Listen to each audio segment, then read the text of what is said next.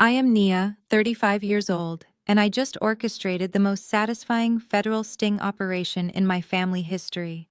It all started at my younger sister's lavish wedding reception when my mother slapped me hard enough to leave a bruise across my cheek in front of 100 elite guests. My crime. I refused to hand over the keys to my $4 million penthouse. I did not cry. I did not scream. I simply walked out, made one phone call, and waited 30 minutes for a man in a dark suit to arrive. When my mother saw him, the real screaming began. Before I continue this story, let me know where you are watching from in the comments below. Hit like and subscribe if you have ever had to stand up to family members who tried to manipulate you into giving up what you worked hard for. Trust me, you will want to hear how I dismantled their entire fake empire piece by piece. The crystal chandeliers of the Grand Biltmore Hotel ballroom were casting a warm golden glow over the tables. The jazz band was playing a soft rendition of an old classic, and waiters in white coats were circulating with trays of expensive champagne and hors d'oeuvres. The floral arrangements alone cost more than a luxury car featuring cascading white orchids and imported roses. I was standing near the towering ice sculpture nursing my glass of sparkling water, just waiting for a polite moment to make my exit. I had fulfilled my familial duty. I showed up, I smiled for the photographs, and I kept my mouth shut during the ceremony. That was when my mother Brenda marched over. She did not come alone. She had a small entourage of my aunts, and several of her high society friends trailing behind her like a royal court. My mother is a woman who thrives on appearances. Her hair was perfectly coiffed, her makeup flawless, and her emerald silk gown rustled aggressively as she stopped inches from my face. The scent of her heavy, expensive perfume rolled over me. It was a smell I always associated with suffocating expectations and childhood anxiety. "Nia, hand them over," she demanded. Her voice cut through the soft jazz, but she kept it just low enough to maintain her refined image. I blinked, genuinely confused for a fraction of a second. "Hand what over, Mom?" I asked quietly, keeping my tone level. I refused to let her provoke me. She let out a sharp, exasperated sigh. It was the kind of sigh she reserved exclusively for me. It was a sound that meant I was being intentionally difficult and ruining her perfect day. "The keys, Nia," she whispered fiercely. "The keys to your penthouse. Jasmine and DeAndre are moving in tonight for their first year of marriage. It is the perfect wedding gift, and frankly, you do not need all that space for just one person. You work all the time anyway." I stared at her as the sheer audacity of her words washed over me like a bucket of ice water. Let me give you some quick context. I am 35 years old. I did not inherit a single dime from my parents. While my sister Jasmine was busy curating her fake luxury lifestyle for social media, demanding our parents pay for designer bags and exotic vacations. I was working 80-hour weeks. I skipped the parties. I lived in a tiny studio apartment for years, eating cheap meals while building a $15 million venture capital portfolio from the ground up. I bought my Atlanta penthouse in cash. It is 4,000 square feet of floor-to-ceiling windows overlooking the city skyline. It is my personal sanctuary, paid for with my blood, my sweat, and my relentless drive. And my mother was standing here, amidst the clinking crystal and blooming white orchids, demanding I hand it over to my 30-year-old sister and her slick new husband as if it were a hand-me-down sweater I had outgrown. She spoke with such absolute entitlement, as if my hard-earned assets were community property belonging to the family collective. Before I could formulate a response that would not cause a massive scene, the crowd of guests parted. DeAndre the groom strutted toward us. He was wearing a custom tuxedo that fit him a little too tightly, and he was adjusting a designer tie that I knew for a fact was a cheap knockoff. DeAndre is 32 years old and speaks entirely in business buzzwords. He had that arrogant smirk plastered across his face, the one he wore whenever he talked about his supposed cryptocurrency empire and his offshore investments. He slid his arm around my mother's shoulders and gave her a charming, practiced smile, then turned his predatory gaze to me. He clapped his hands together, raising his voice so the surrounding guests would stop their conversations and look our way. "Family and friends," DeAndre announced. His voice boomed over the soft music, drawing the attention of at least 50 people nearby. "I just want to take a special moment right now to acknowledge my incredible new sister-in-law, Nia. She is not just a sharp businesswoman, she has a heart of gold. She has graciously decided to gift Jasmine and me her downtown penthouse for our first year of marriage so we can start our lives together in style. Let us give her a hand for being the definition of Black family excellence and support." The guests actually started clapping. My aunts were beaming with pride, nudging each other. My mother looked at me with a triumphant gleam in her eye, her chin tilted up in victory. It was a masterclass in psychological manipulation. They had deliberately cornered me in public, using the presence of 100 elite guests as a weapon against me. They expected me to smile, to nod, and to hand over the keys to my $4 million home just to keep up appearances. In our community, protecting the family image is paramount. You do not air dirty laundry, you do not argue in front of company, and you certainly do not make a scene at a wedding reception. The pressure to conform, to be the supportive older sister who carries the weight so the golden child can shine, is an unspoken rule written in stone. My mother knew this deeply. She banked on my silence. She banked on my lifelong habit of swallowing my pride to keep the peace and protect her carefully curated social standing. I looked around at the smiling faces, the clapping hands, the expectant stares of people who only knew the version of me my mother had painted. A lonely workaholic who should be grateful to contribute to her sister's happiness. I looked at DeAndre, who was holding his hand out, palm up, literally waiting for me to drop my keys into his hand, right there on the dance floor. I realized exactly what they were trying to do. They were trying to trap me with public pressure, assuming I would fold like a cheap deck of cards under the weight of 100 watching eyes. They thought the fear of looking like a bitter, jealous spinster would force me into compliance. But they miscalculated terribly. They had pushed the wrong daughter too far. My silence over the last 6 months was not submission. It was strategy, and I was about to show them exactly what happens when you try to steal from a woman who built her own table. A sharp, genuine laugh escaped my lips. I could not help it. The sheer absurdity of the situation bubbled up in my chest and broke through the tense atmosphere. The polite applause from the guests faltered. A few people exchanged confused glances. DeAndre kept his hand extended, but his arrogant smirk twitched slightly as he realized I was not playing his game. I looked directly at DeAndre and then shifted my gaze to my mother. "No," I said clearly and loudly enough for the front row of tables to hear perfectly. "I am not gifting you my penthouse. I never agreed to that, and it is absolutely not happening under any circumstances." The silence that followed was heavy and immediate. The air in the room felt as thick as wet concrete. That was when Jasmine activated her absolute favorite weapon: tears. On cue, her lower lip began to tremble. She brought her perfectly manicured hands up to her face, being careful not to smudge her expensive makeup. She let out a soft, heartbroken sob that echoed throughout the quiet ballroom. She looked absolutely devastating in her $10,000 custom silk wedding gown. It was a dress I knew for a fact my parents had taken out a second mortgage to afford just so she could look wealthy online.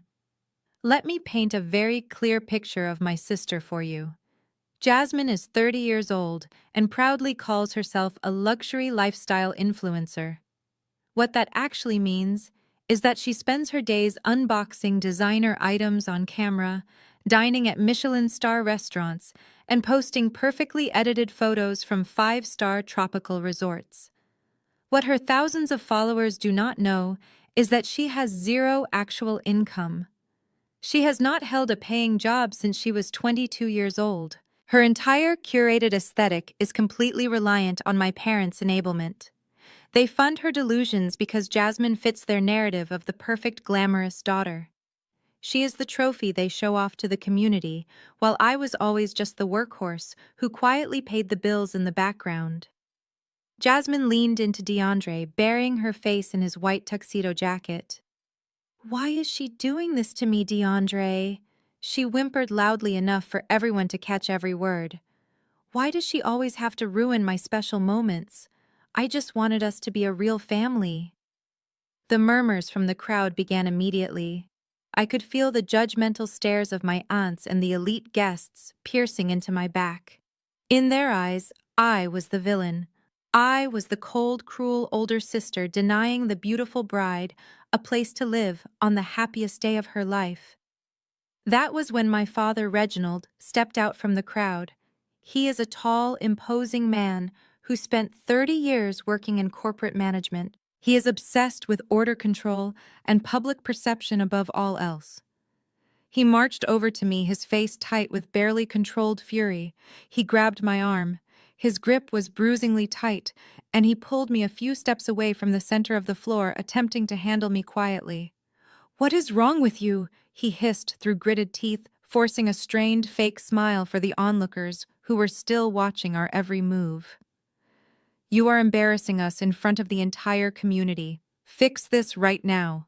Smile, apologize to your sister, and hand over the keys. We will sort out the details tomorrow behind closed doors. You have plenty of money to buy another place, Nia. Do not be selfish on her wedding day." I yanked my arm out of his grasp with so much force he stumbled back half a step. The days of me shrinking to make my family comfortable were over permanently. "I am not being selfish," I replied, my voice steady and ice cold. "I am simply refusing to fund a grown woman and her fraudulent husband. If they want a luxury penthouse, they can go buy one with all the crypto money he constantly brags about." I did not even see my mother move. Brenda had stepped up right behind my father. The words had barely left my mouth when she swung her arm. The crack of her palm connecting with my cheek sounded like a gunshot in the quiet ballroom. The impact snapped my head violently to the side. It was not a warning tap or a theatrical gesture. It was a vicious, full-force slap fueled by years of deep resentment and sudden, desperate rage. It was hard enough to instantly split my inner lip against my teeth. A dull, throbbing heat blossomed across my cheekbone, guaranteeing a deep, dark purple bruise by morning. Someone in the crowd gasped loudly. A champagne glass slipped from a waiter's tray and shattered against the marble floor. Then absolute dead silence fell over the entire room. The jazz band completely stopped playing. 100 highly respected people stood completely frozen, staring at the matriarch of the family who had just physically assaulted her eldest daughter on the dance floor. My mother stood there with her chest heaving, breathing heavily through her nose. Her hand hovered in the air, trembling slightly as if she was contemplating striking me a second time to force my submission. Jasmine had stopped her fake crying altogether and was staring at us with wide, terrified eyes. My father looked pale, entirely out of his depth, and completely panicked by the public spectacle. I slowly turned my head back to face my mother. I tasted the warm, metallic tang of blood pooling in the corner of my mouth. I did not reach up to touch my stinging face. I did not cry. I did not scream. I looked directly into the eyes of the woman who gave birth to me, the woman who was willing to physically attack me in public just to steal my property, and I just smiled. It was a cold, chilling smile because I knew exactly what I was about to do next. My mother expected me to break. She expected the physical shock of the slap to shatter my defiance and force me into the submissive role I had played my entire life. But as she stared at my smiling face, her own expression faltered. The righteous fury in her eyes was abruptly replaced by a sudden, creeping panic. She realized in that fraction of a second that she had lost all control over me. I did not offer her a single word. I simply turned my back on her, on Jasmine, and on my completely stunned family. I walked away. The sound of my heels clicking against the polished marble floor echoed sharply in the silent ballroom. The crowd of elite guests parted for me, immediately stepping aside as if I were carrying a lit explosive. Nobody tried to stop me. Not my aunts, who were too busy clutching their pearls in shock. Not DeAndre, who was staring at me with his jaw clenched and his fake designer ties slightly askew. And certainly not my father, who was already rushing toward the stage, desperately gesturing for the jazz band to start playing music again to cover up the monumental scandal that had just unfolded on the dance floor. I pushed through the heavy gold-plated double doors of the ballroom and stepped out into the opulent lobby of the Grand Biltmore Hotel. The transition from the suffocating tension of the reception to the quiet emptiness of the lobby was incredibly jarring but completely necessary. I walked past the massive crystal chandeliers and the velvet seating areas, feeling lighter with every single step I took. For the first time in 35 years, I was not carrying the heavy burden of my parents' impossible expectations. I was not the family bank account, and I was not the sacrificial lamb meant to be slaughtered on my sister altar of vanity. I was just Nia, and I was finally breaking the generational curse that had kept me bound to them.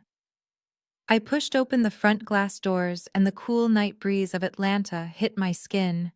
It felt wonderfully refreshing against my throbbing cheek, which was already radiating a dull, steady heat. The valet attendant, a young guy in a red vest, rushed over to me. He stopped short, taking one look at the rapidly darkening bruise forming on the side of my face, and his eyes went wide with concern. He asked if I was okay, and if I needed him to call for security or the police. I offered him a polite, reassuring smile and handed him my ticket, telling him I just needed my car brought around immediately. While he jogged off toward the parking lot, I reached into my designer clutch and pulled out my phone. My screen was already lighting up with a barrage of incoming text messages from my relatives who were undoubtedly trying to do immediate damage control or guilt-trip me for walking out. I did not even bother reading them. I swiped the notifications away, opened my contacts, and dialed a number I had quietly saved several weeks ago. It was not a friend. It was not a private investigator. It was a direct line to a man I had been coordinating with in absolute secrecy. The phone rang only once before he answered. He did not say hello. He just waited on the line for my absolute confirmation. "It is time," I said, my voice perfectly steady and completely void of any hesitation. "We have everyone in one room, just like we planned." The man on the other end gave a brief affirmative response, confirming his estimated time of arrival. I hung up the phone and slipped it back into my clutch. A deep, profound sense of calm washed over my entire body. The trap had been successfully sprung. The federal wheels were officially in motion, and there was absolutely nothing my mother, my father, or my fraudulent brother-in-law could do to stop the devastating avalanche that was heading straight for their front doors. Have you ever had a family member try to steal what you worked for just to keep up appearances? Drop a comment below and hit subscribe, because what happened 30 minutes later destroyed their entire fake empire. To understand why I made that call, you need to know what DeAndre actually brought to our family 6 months ago. 6 months before the wedding, my family hosted a Sunday dinner at my parents' house, in a quiet, manicured suburb of Atlanta. It was supposed to be a casual evening to finally meet the man Jasmine had been raving about for weeks. I arrived early, helping my father set the dining room table, while my mother fussed over a massive pot roast in the kitchen. The atmosphere was surprisingly peaceful, until the loud, obnoxious roar of a high-performance engine shattered the quiet suburban street. I walked over to the front window and pulled back the curtain. A pristine white Bentley Continental pulled up to the curb, parking right in front of the house. The doors opened, and Jasmine stepped out first, looking like she was walking a red carpet in a skin-tight designer dress that was entirely inappropriate for a Sunday family dinner. Then DeAndre emerged from the driver's side. From the moment his Italian leather loafers hit the pavement, he was projecting an image. He wore a fitted tailored suit jacket over a crisp black t-shirt adorned with a massive gold chain. But the centerpiece of his entire ensemble was the chunky gold Rolex on his wrist. He made sure to gesture widely as he walked up the driveway, ensuring the watch caught the late afternoon sun. My mother practically shoved me out of the way to open the front door. Her face split into a massive, welcoming grin that I had not seen aimed at me in over a decade. "Welcome to our home, DeAndre," my mother gushed, pulling him into a tight embrace as if he were a returning war hero. Jasmine has told us absolutely everything about you. We are just so thrilled to finally have a real businessman joining the family. I stood in the entryway wearing a simple, unbranded cashmere sweater and tailored trousers. I had literally just closed a $3 million seed round for a tech startup the previous Friday. But my mother had barely offered me a nod of acknowledgement when I walked in. DeAndre, on the other hand, was being treated like royalty simply for pulling up in a luxury vehicle. My father, Reginald, stepped forward and shook DeAndre's hand with a level of deep respect he usually reserved for his corporate bosses. "Come on in, son," my father said, clapping him on the shoulder. "Let us get you a drink. I want to hear all about this cryptocurrency empire you are building." We moved into the dining room, and the stark contrast in treatment only intensified. My mother had prepared a feast. Pot roast, baked macaroni and cheese, candied yams, and collard greens. She had brought out the fine china and the crystal glasses. It was a spread she had not cooked for my college graduation or for the day I launched my venture capital firm. But for a man she had known for exactly 5 minutes, she was pulling out all the stops. Once we were seated, DeAndre immediately took control of the conversation. He did not ask my parents about their lives. He did not ask me a single question. He just held court, treating the dining table like his personal stage. He talked loudly and fast, using a dizzying array of financial buzzwords that were clearly meant to confuse and impress my parents. He spoke about decentralized finance, blockchain ecosystems, disruptive paradigms, and offshore tax havens in the Cayman Islands. "I am telling you, Mr. Reginald," DeAndre said, leaning back in his chair and swirling his glass of bourbon. "Traditional banking is dead. The stock market is for dinosaurs. My firm is generating triple-digit returns for our private investors because we understand the algorithm. We are not just participating in the market. We are dictating it." My parents were completely mesmerized. They nodded along as if he were preaching gospel. I sat quietly at the opposite end of the table, taking small bites of my food and listening closely. In my line of work, I meet brilliant founders and financial innovators every single day. I know what real wealth sounds like. Real wealth is quiet. It is analytical. It does not need to brag about triple-digit returns over a plate of macaroni and cheese to a retired middle manager and a community center director. That was when my mother decided to weaponize DeAndre against me. She looked across the table, her eyes locking onto mine with a familiar competitive glint. "You know, Nia," my mother said, her tone dripping with passive-aggressive sweetness. "You really should be taking notes. This is what real wealth looks like. You spend all your time playing around with other people's money in those little startup companies, but DeAndre is out here making his own market. You could learn a lot from his ambition." I placed my fork down on my plate and wiped my mouth with a napkin. "Mom, venture capital is a highly regulated industry," I replied calmly, refusing to take the bait. "We invest in tangible infrastructure and software. It is a very different sector than unregulated cryptocurrency." My father scoffed, waving his hand dismissively at me. "Always with the excuses, Nia," he muttered. "Your sister finally brings home a winner, a man who is actually building generational wealth, and you cannot even be happy for her. In fact, since you manage all those funds, you need to do something useful for once." I felt my spine stiffen. "Excuse me," I said. My father leaned forward, resting his elbows on the table.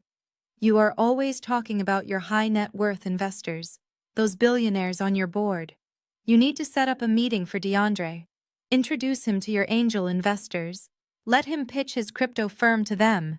It is the least you can do to support your future brother-in-law and elevate this family." The audacity of the demand hung in the air.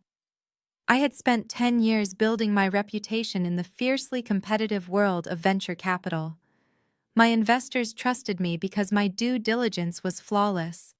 I did not just hand over the contacts of billionaires to anyone, especially not a man who was throwing around buzzwords like confetti. I looked directly at DeAndre. "If you want to pitch to my board," I said, measuring every word carefully, You will need to submit your audited financials, a complete breakdown of your asset under management, and your Know Your Customer compliance protocols. Send those to my assistant, and we will see if you pass the initial screening. DeAndre's smile faltered for a fraction of a second. His eyes narrowed, but he quickly recovered, masking his irritation with a loud, condescending laugh. He reached over and patted Jasmine's hand. "Oh, Nia," he chuckled, shaking his head as if I were a naive child. "You are still thinking like old money. The new economy moves too fast for audited financials and red tape. By the time your board finishes their paperwork, my investors have already doubled their portfolios." "But it is okay. I do not need your little contacts. I was just trying to bring your people in on the ground floor." Jasmine glared at me from across the table. "You are always such a hater, Nia," she snapped, her voice rising. "You just cannot stand that someone in this family is finally more successful than you. You are completely pathetic." My mother immediately rushed to comfort Jasmine, rubbing her back and glaring at me as if I had just insulted them all. I did not argue. I did not defend myself. I just sat back in my chair and observed DeAndre. I watched the way he nervously adjusted his cuffs. I looked at the tailored suit that was just slightly too shiny. I looked at the Bentley parked outside and remembered noticing the tiny barcode sticker on the windshield, a clear indicator of a short-term luxury rental. And then I looked at the massive gold Rolex on his wrist as he reached for his water glass. The second hand was ticking loudly and abruptly, snapping from second to second. A real Rolex features an automatic movement. The sweeping hand glides silently. It never ticks. He had the Rolex, he had the car, but the moment he opened his mouth about his portfolio, I knew he was a complete fraud. I kept that realization to myself as I watched him finish his meal. Exposing DeAndre right then and there would have only made me the bad guy. In my family, speaking logic to their delusions was always treated as an act of war. You have to understand the deeply toxic dynamic that ruled our household for decades. I was not treated as a daughter. I was treated as a financial utility. Every single time I achieved a major milestone, my mother Brenda found a way to make it entirely about herself. When I made the local 30 under 30 list for young executives, she threw a lavish party at her country club. She stood in front of her friends holding a glass of wine and loudly proclaimed that my success was entirely due to her unwavering family support and strict parenting. The truth was, she had not contributed a single dollar to my college tuition or my business ventures. I worked 3 jobs in my early 20s to fund my own dreams, while she spent her disposable income keeping Jasmine dressed in designer labels. But the real kicker always came the morning after those celebrations. Without fail, my mother would call me with an emergency. The roof needed repairs. My father needed a new transmission for his car. Or most often, Jasmine was behind on her luxury apartment rent again. These requests were never presented as gifts. They were always framed as temporary loans. But in the 10 years I had been acting as their personal bank, I had never seen a single dime paid back. I was expected to unconditionally fund Jasmine and her fake influencer lifestyle, because according to my mother, it was an investment in her brand. Things escalated exactly 3 weeks after that Sunday dinner. I was working from my home office when my front door chimed. I had given my mother a spare key for emergencies years ago, which was a mistake I deeply regretted. She walked in unannounced with Jasmine trailing right behind her. Jasmine was holding her left hand up to her face, staring at a massive sparkling rock on her ring finger. DeAndre proposed. Jasmine shrieked the moment she saw me. She shoved her hand into my face. The diamond was huge, but looking closely at the cut, and the way the light refracted, I immediately suspected it was moissanite or cubic zirconia. I smiled politely and offered my congratulations anyway. "We are not just here to show you the ring," my mother interrupted, dropping her designer handbag onto my kitchen island. "We are here to talk about the engagement trip. Jasmine and DeAndre need to celebrate properly. It is crucial for her social media following." Jasmine pulled out her phone and started scrolling through saved photos of luxury cabanas and first-class airplane cabins. DeAndre and I have decided on Dubai, she announced without looking up. We want to stay at the Burj Al Arab. We need you to cover the flights and the hotel suite. Consider it your engagement gift to us. I already checked the prices, and it comes out to around $35,000. I can text you the booking links right now. I stared at her, completely stunned by the sheer brazenness of the demand. $35,000 for a vacation? I took a deep breath, keeping my voice perfectly level. Jasmine, I am not paying $35,000 for you and a man you have known for less than 6 months to take a vacation to Dubai. That is absolutely out of the question. Jasmine lowered her phone, her mouth dropping open in exaggerated shock. What do you mean you are not paying? You make that much money in a week, Nia. You can easily afford it. DeAndre said you would be happy to do it since he is bringing so much value to our family. DeAndre is not bringing value, I replied sharply, losing a fraction of my patience. He is bringing buzzwords. And even if he was a billionaire, my bank account is not your personal travel fund. The answer is no. My mother slammed her hand down on the marble countertop. The loud smack echoed through the high ceilings of my penthouse. Do not speak to your sister that way. Brenda snapped, her eyes flashing with anger. Jasmine finally found a wonderful, successful man who wants to marry her and give her the world. The least you can do is support her. But no, you always have to be so difficult. I am not being difficult, Mom. I am being financially responsible.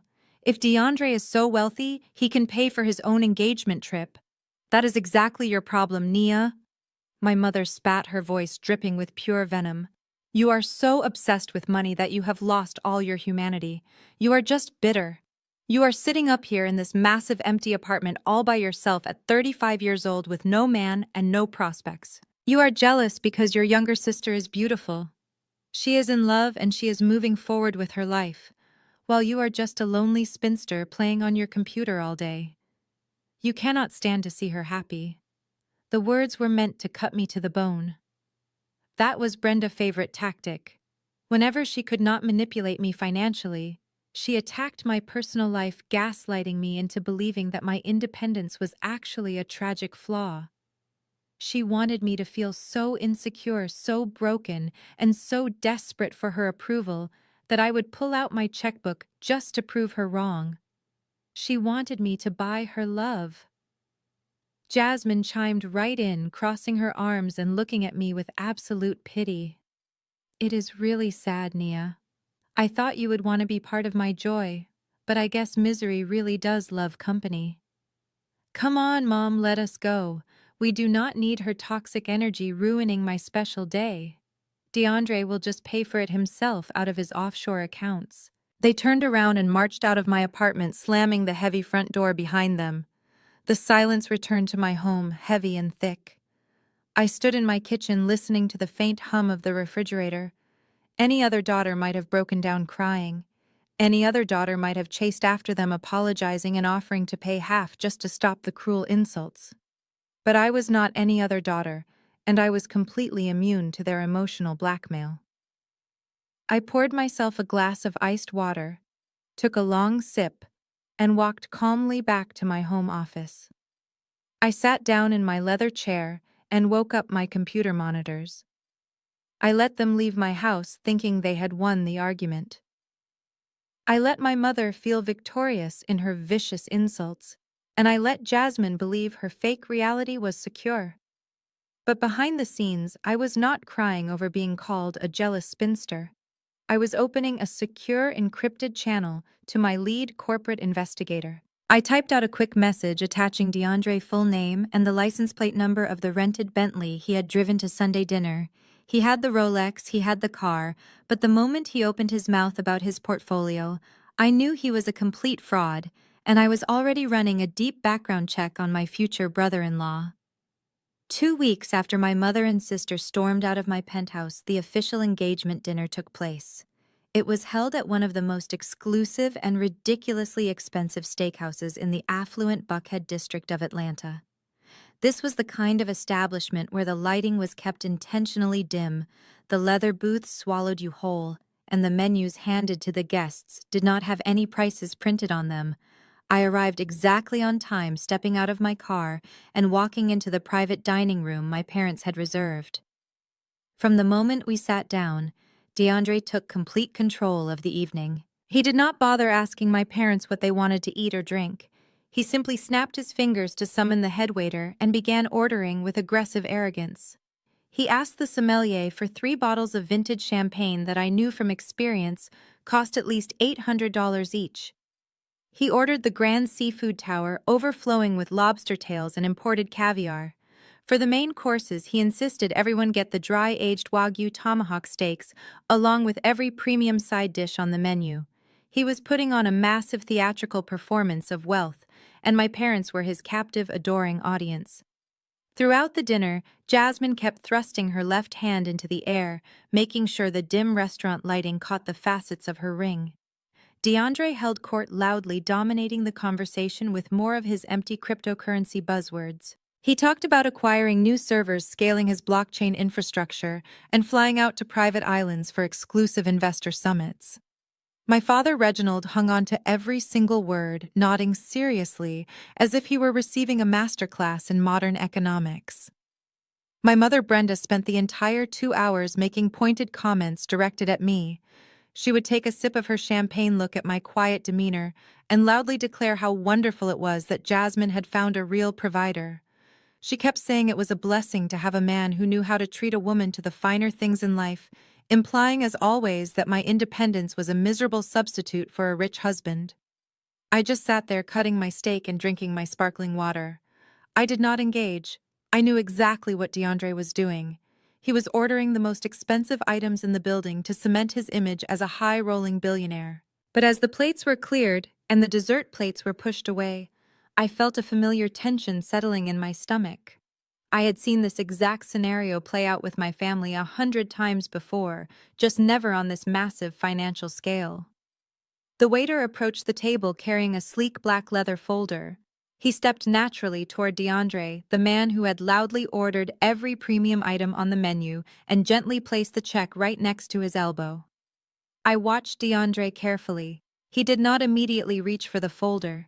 He let it sit there while he finished telling a story about a supposed yacht party in Miami. Finally, when the silence at the table stretched a little too long, he casually flipped the leather cover open. I saw his eyes scan the bottom line. The total was over $4,000. Then began the most predictable and pathetic performance I had ever witnessed. DeAndre reached into the inside pocket of his tailored suit jacket. He frowned. He patted his chest. He checked his left pants pocket, then his right. His fake Rolex gleamed under the chandelier as he let out a loud, exaggerated sigh of frustration. "Man, I cannot believe this," DeAndre said, shaking his head and looking around the table with a perfectly crafted expression of innocent disbelief. "I left my platinum card in my other suit jacket. The valet has the Bentley parked down the block and my cash is in the glove compartment. This is so embarrassing, Mr. Reginald. I completely forgot to switch my wallet over after my meetings today." Jasmine immediately pouted, her lower lip trembling slightly. "Oh no, baby," she cooed, rubbing his arm. "That is okay. We can just wait for you to go to the car and get it." My mother, however, did not suggest he go to the car. She did not suggest my father cover the bill for his future son-in-law either. Instead, Brenda turned her head slowly and locked her eyes directly onto me. The warmth completely vanished from her face, replaced by the cold, expectant glare of a woman who was used to spending my money. "Nia," Brenda said, her voice perfectly steady and loud enough for the hovering waiter to hear. "Just go ahead and take care of the bill. Put it on your heavy corporate card. You always talk about how you love getting those travel rewards points anyway, right? DeAndre will simply wire you the funds tomorrow morning when the banks open."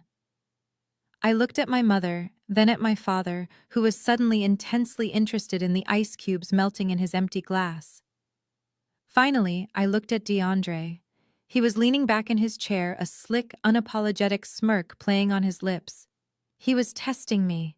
He was establishing dominance, proving to my parents that he could humiliate me and force me to finance his extravagant lifestyle. If I refused right there, my mother would have caused a catastrophic scene. She would have called me petty, jealous, and spiteful in front of the restaurant staff. She would have turned a $4,000 dinner into a public crucifixion of my character. I took a slow, deep breath, maintaining complete eye contact with DeAndre. I reached into my designer bag, pulled out my metal credit card, and dropped it onto the leather folder. The waiter quickly took the book and walked away. DeAndre raised his glass of water toward me in a mocking toast. "Thanks, sis," he said smoothly. "I will get you back first thing tomorrow. I promise." I did not say a word. I signed the receipt, tipped the waiter generously, and walked out of the restaurant into the warm Atlanta night. I drove home in total silence. I knew the money was gone. DeAndre was never going to wire me a single dime, but I also knew that the $4,000 was not a loss. It was an investment in his absolute destruction. The very next morning, I was sitting in my corner office at my venture capital firm. The floor-to-ceiling windows offered a sweeping view of the downtown skyline, representing the real tangible wealth I had built with my own hands. At 9:00 sharp, there was a soft knock on my heavy glass door. My lead corporate investigator, a brilliant ex-fraud detective named David, walked in. He did not look happy. He walked directly to my modern oak desk and dropped a thick, tightly bound manila folder right in the center of it. "You were right to trust your instincts," Naya, David said, crossing his arms and letting out a heavy sigh. "The guy is a complete ghost. Or worse, he is a parasite." I opened the folder. The first page was a comprehensive executive summary of DeAndre and his supposed cryptocurrency empire. It took me less than 3 minutes to read the entire breakdown, and every single sentence confirmed my worst suspicions. The company DeAndre had been bragging about all night was nothing more than a registered shell corporation. It did not have a high-tech headquarters. It was legally registered to a cheap post office box inside a rundown strip mall in Delaware. He had zero assets under management. He had no board of directors, no corporate tax filings, and absolutely no billionaire investors. I flipped to the next section, which detailed his personal finances. The pristine white Bentley he drove to our family dinner was a short-term lease that was currently 2 months past due on payments. His credit score was abysmal, destroyed by a trail of maxed-out credit cards and a history of evictions across 3 different states. DeAndre was not a cryptocurrency genius disrupting the financial market. He was a professional con artist drowning in massive debt. He was a predator looking for a gullible host family to fund his delusions of grandeur. My parents and my sister were so blinded by their desperate desire to project wealth and superiority that they had opened their front door to a financial vampire. And now that vampire was sitting at their table eating $4,000 dinners on my dime. I closed the thick manila folder and rested my hands flat on my desk. The anger rising in my chest was cold and calculating. I could have easily driven straight to my parents' house, slammed the dossier on their coffee table, and exposed DeAndre for the fraud he was. But I knew exactly how that would play out. My mother would accuse me of fabricating the documents out of pure jealousy. Jasmine would scream that I was trying to ruin her wedding. My father would demand I apologize for investigating a family member. Confronting my family would only make me the villain. Instead, I decided to let them dig their own graves. The bridal shower took place 3 weeks later at a boutique country club in the upscale Buckhead area. My mother had rented out the entire garden pavilion. When I walked in, I was immediately hit by the overwhelming scent of eucalyptus and the loud chatter of Jasmine and her influencer friends. Everyone was dressed in pastel silk and sipping mimosa from crystal flutes. It looked less like a celebration of love and more like a curated photo shoot for social media. I found a quiet seat near the back and placed my gift on the designated table. It was a high-end espresso machine, expensive enough to be polite, but nowhere near the absurd luxury they demanded. I spent the first hour quietly observing the room. Jasmine was holding court, posing for photos, and loudly complaining about the stress of planning a high-society wedding. She made sure to mention DeAndre and his massive crypto portfolio at least 4 times to different groups of girls. Knowing what I knew from the investigator dossier, it took every ounce of my willpower not to laugh out loud. Then came the time to open the gifts. Jasmine sat in a plush velvet chair in the center of the room, surrounded by a mountain of beautifully wrapped boxes. She opened a few small items, expressing exaggerated delight for the cameras her friends were holding. But then she stopped. She looked over the crowd and locked her eyes directly on me. "Nia, come up here," Jasmine called out, waving her hand. "I have a special announcement about your gift."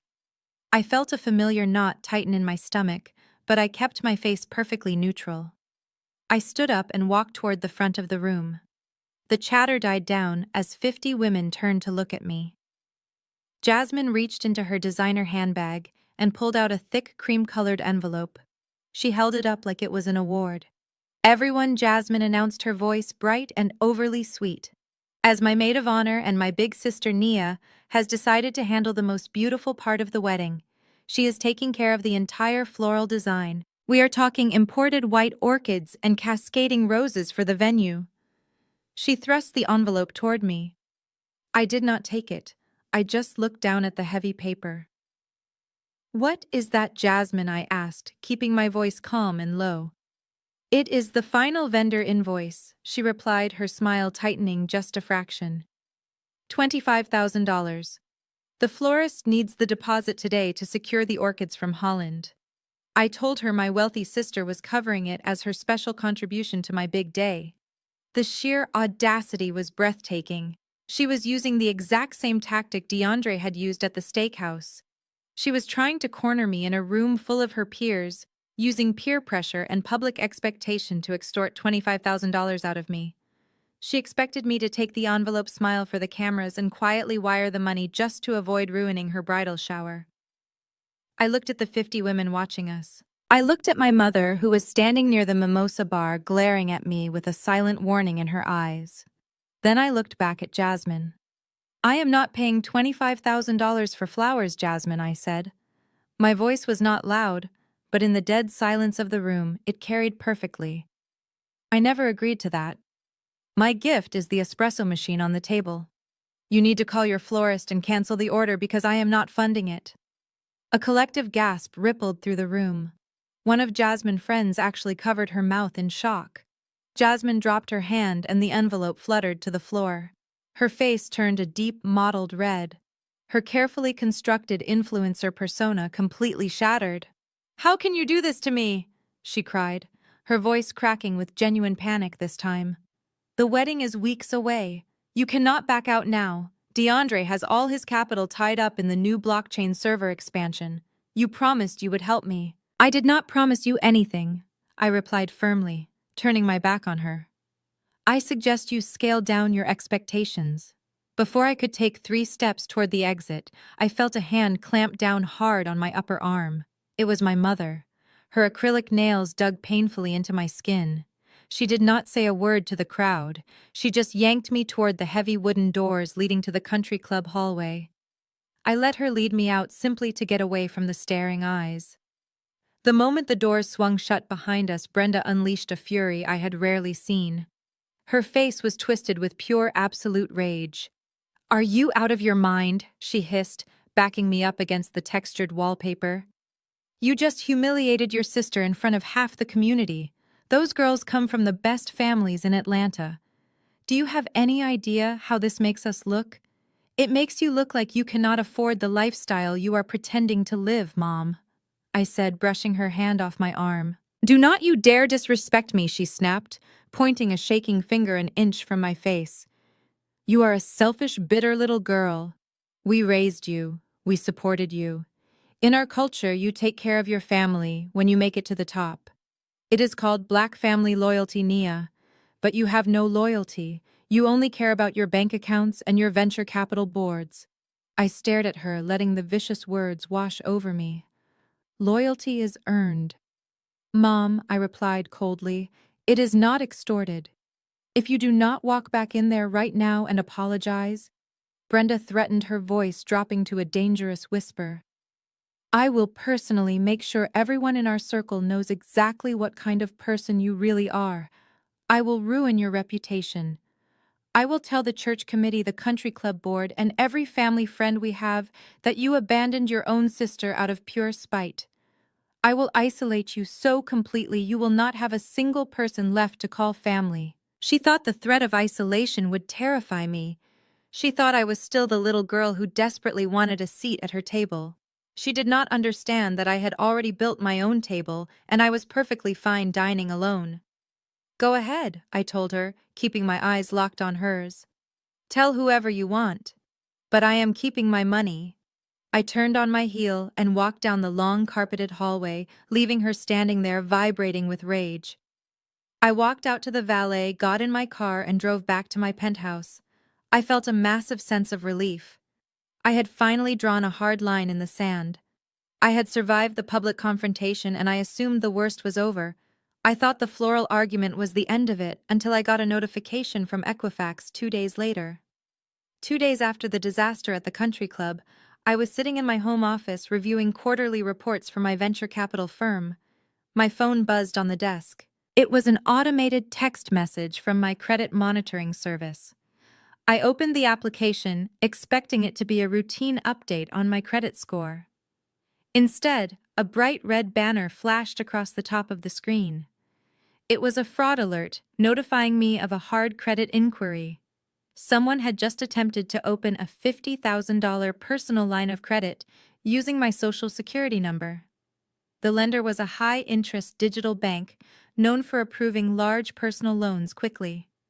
My heart pounded in my chest as I clicked through the alert details. The application had been submitted online just 20 minutes prior.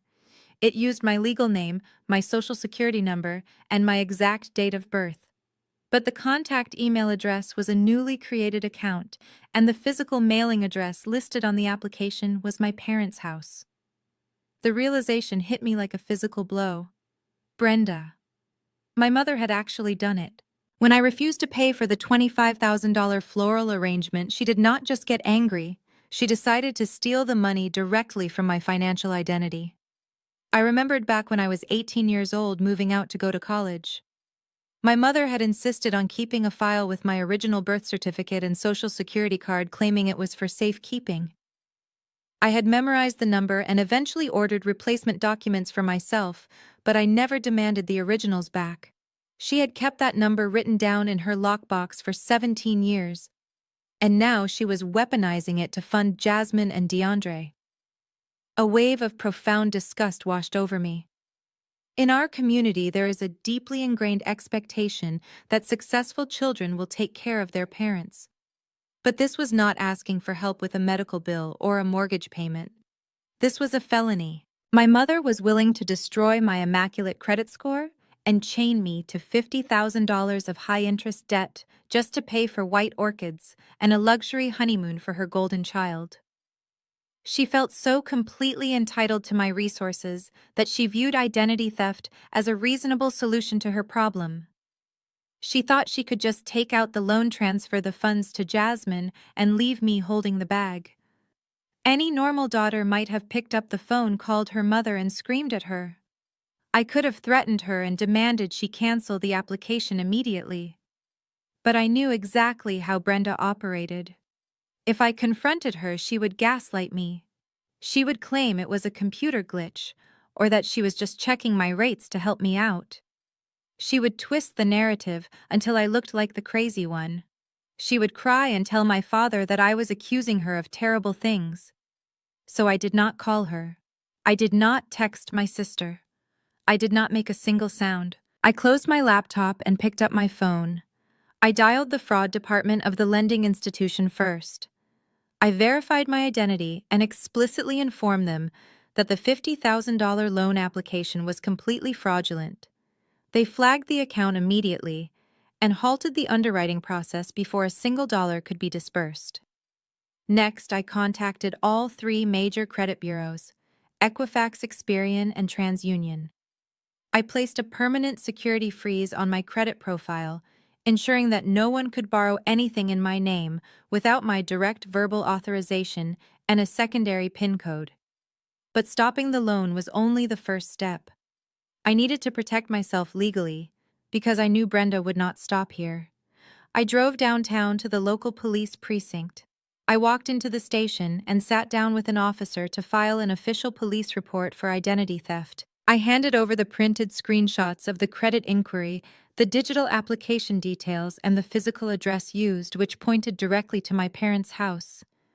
I did not cry in the police station. I calmly explained that I suspected a family member was attempting to commit financial fraud against me. The officer informed me that because the application was submitted electronically across state lines to an internet bank, this was not just a local misdemeanor.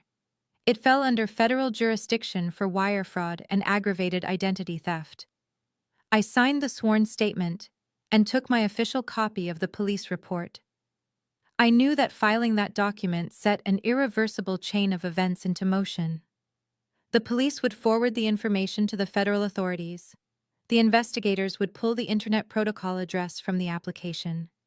They would trace it directly back to the router sitting in my parents' living room. I walked out of the police station into the bright Atlanta afternoon and got into my car. I sat behind the steering wheel and called David, my lead corporate investigator. I told him exactly what Brenda had just done. He was silent for a moment before letting out a low whistle. He told me that people who commit identity theft against their own children usually do it out of extreme desperation. He suggested we look deeper into my mother's personal finances. If she was willing to commit a federal crime to fund a wedding, it meant her own credit was likely maxed out. I gave him the absolute green light to run a full financial background check on my mother. I was letting the federal wheels begin to turn completely in the background. My mother thought she was so clever. She probably sat at her kitchen table typing my social security number into her laptop, feeling entirely justified in her actions. She thought she was outsmarting the difficult daughter who refused to comply with her demands. She had no idea that her desperate attempt to secure $50,000 had just handed me the exact legal leverage I needed to destroy her. She assumed I would just absorb the blow the way I always did when we were younger. She assumed my loyalty to the family name would prevent me from involving the law. But the woman she was trying to steal from was not a frightened little girl anymore. I was a venture capitalist who spent my days analyzing risk and dismantling bad investments.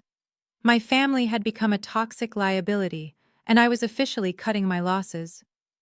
Over the next 2 days, my phone was suspiciously quiet. Brenda did not call me to brag about securing the flowers.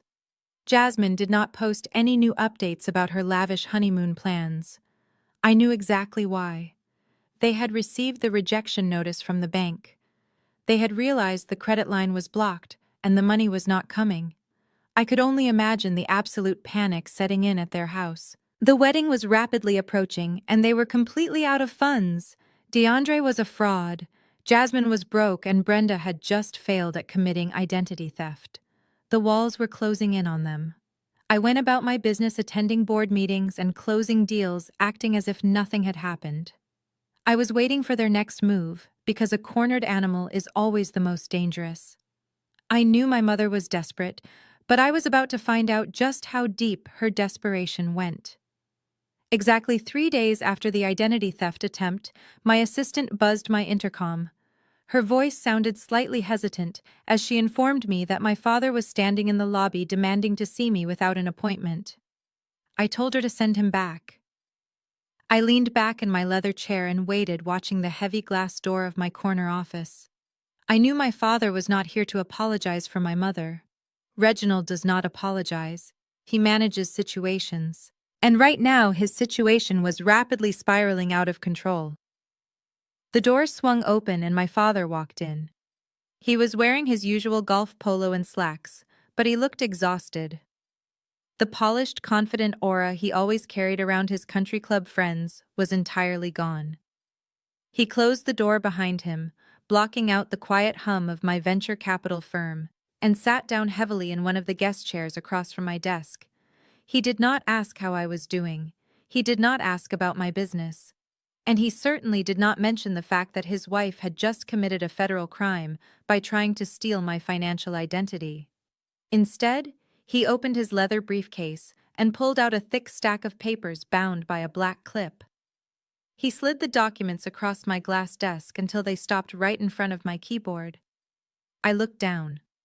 The letterhead belonged to the Grand Biltmore Hotel, the most expensive and exclusive wedding venue in Atlanta. It was a guarantor contract. "What is this, Dad?" I asked, keeping my voice perfectly level. "It is just a formality, Nia," my father said, waving his hand dismissively, as if he were asking me to pass the salt at the dinner table.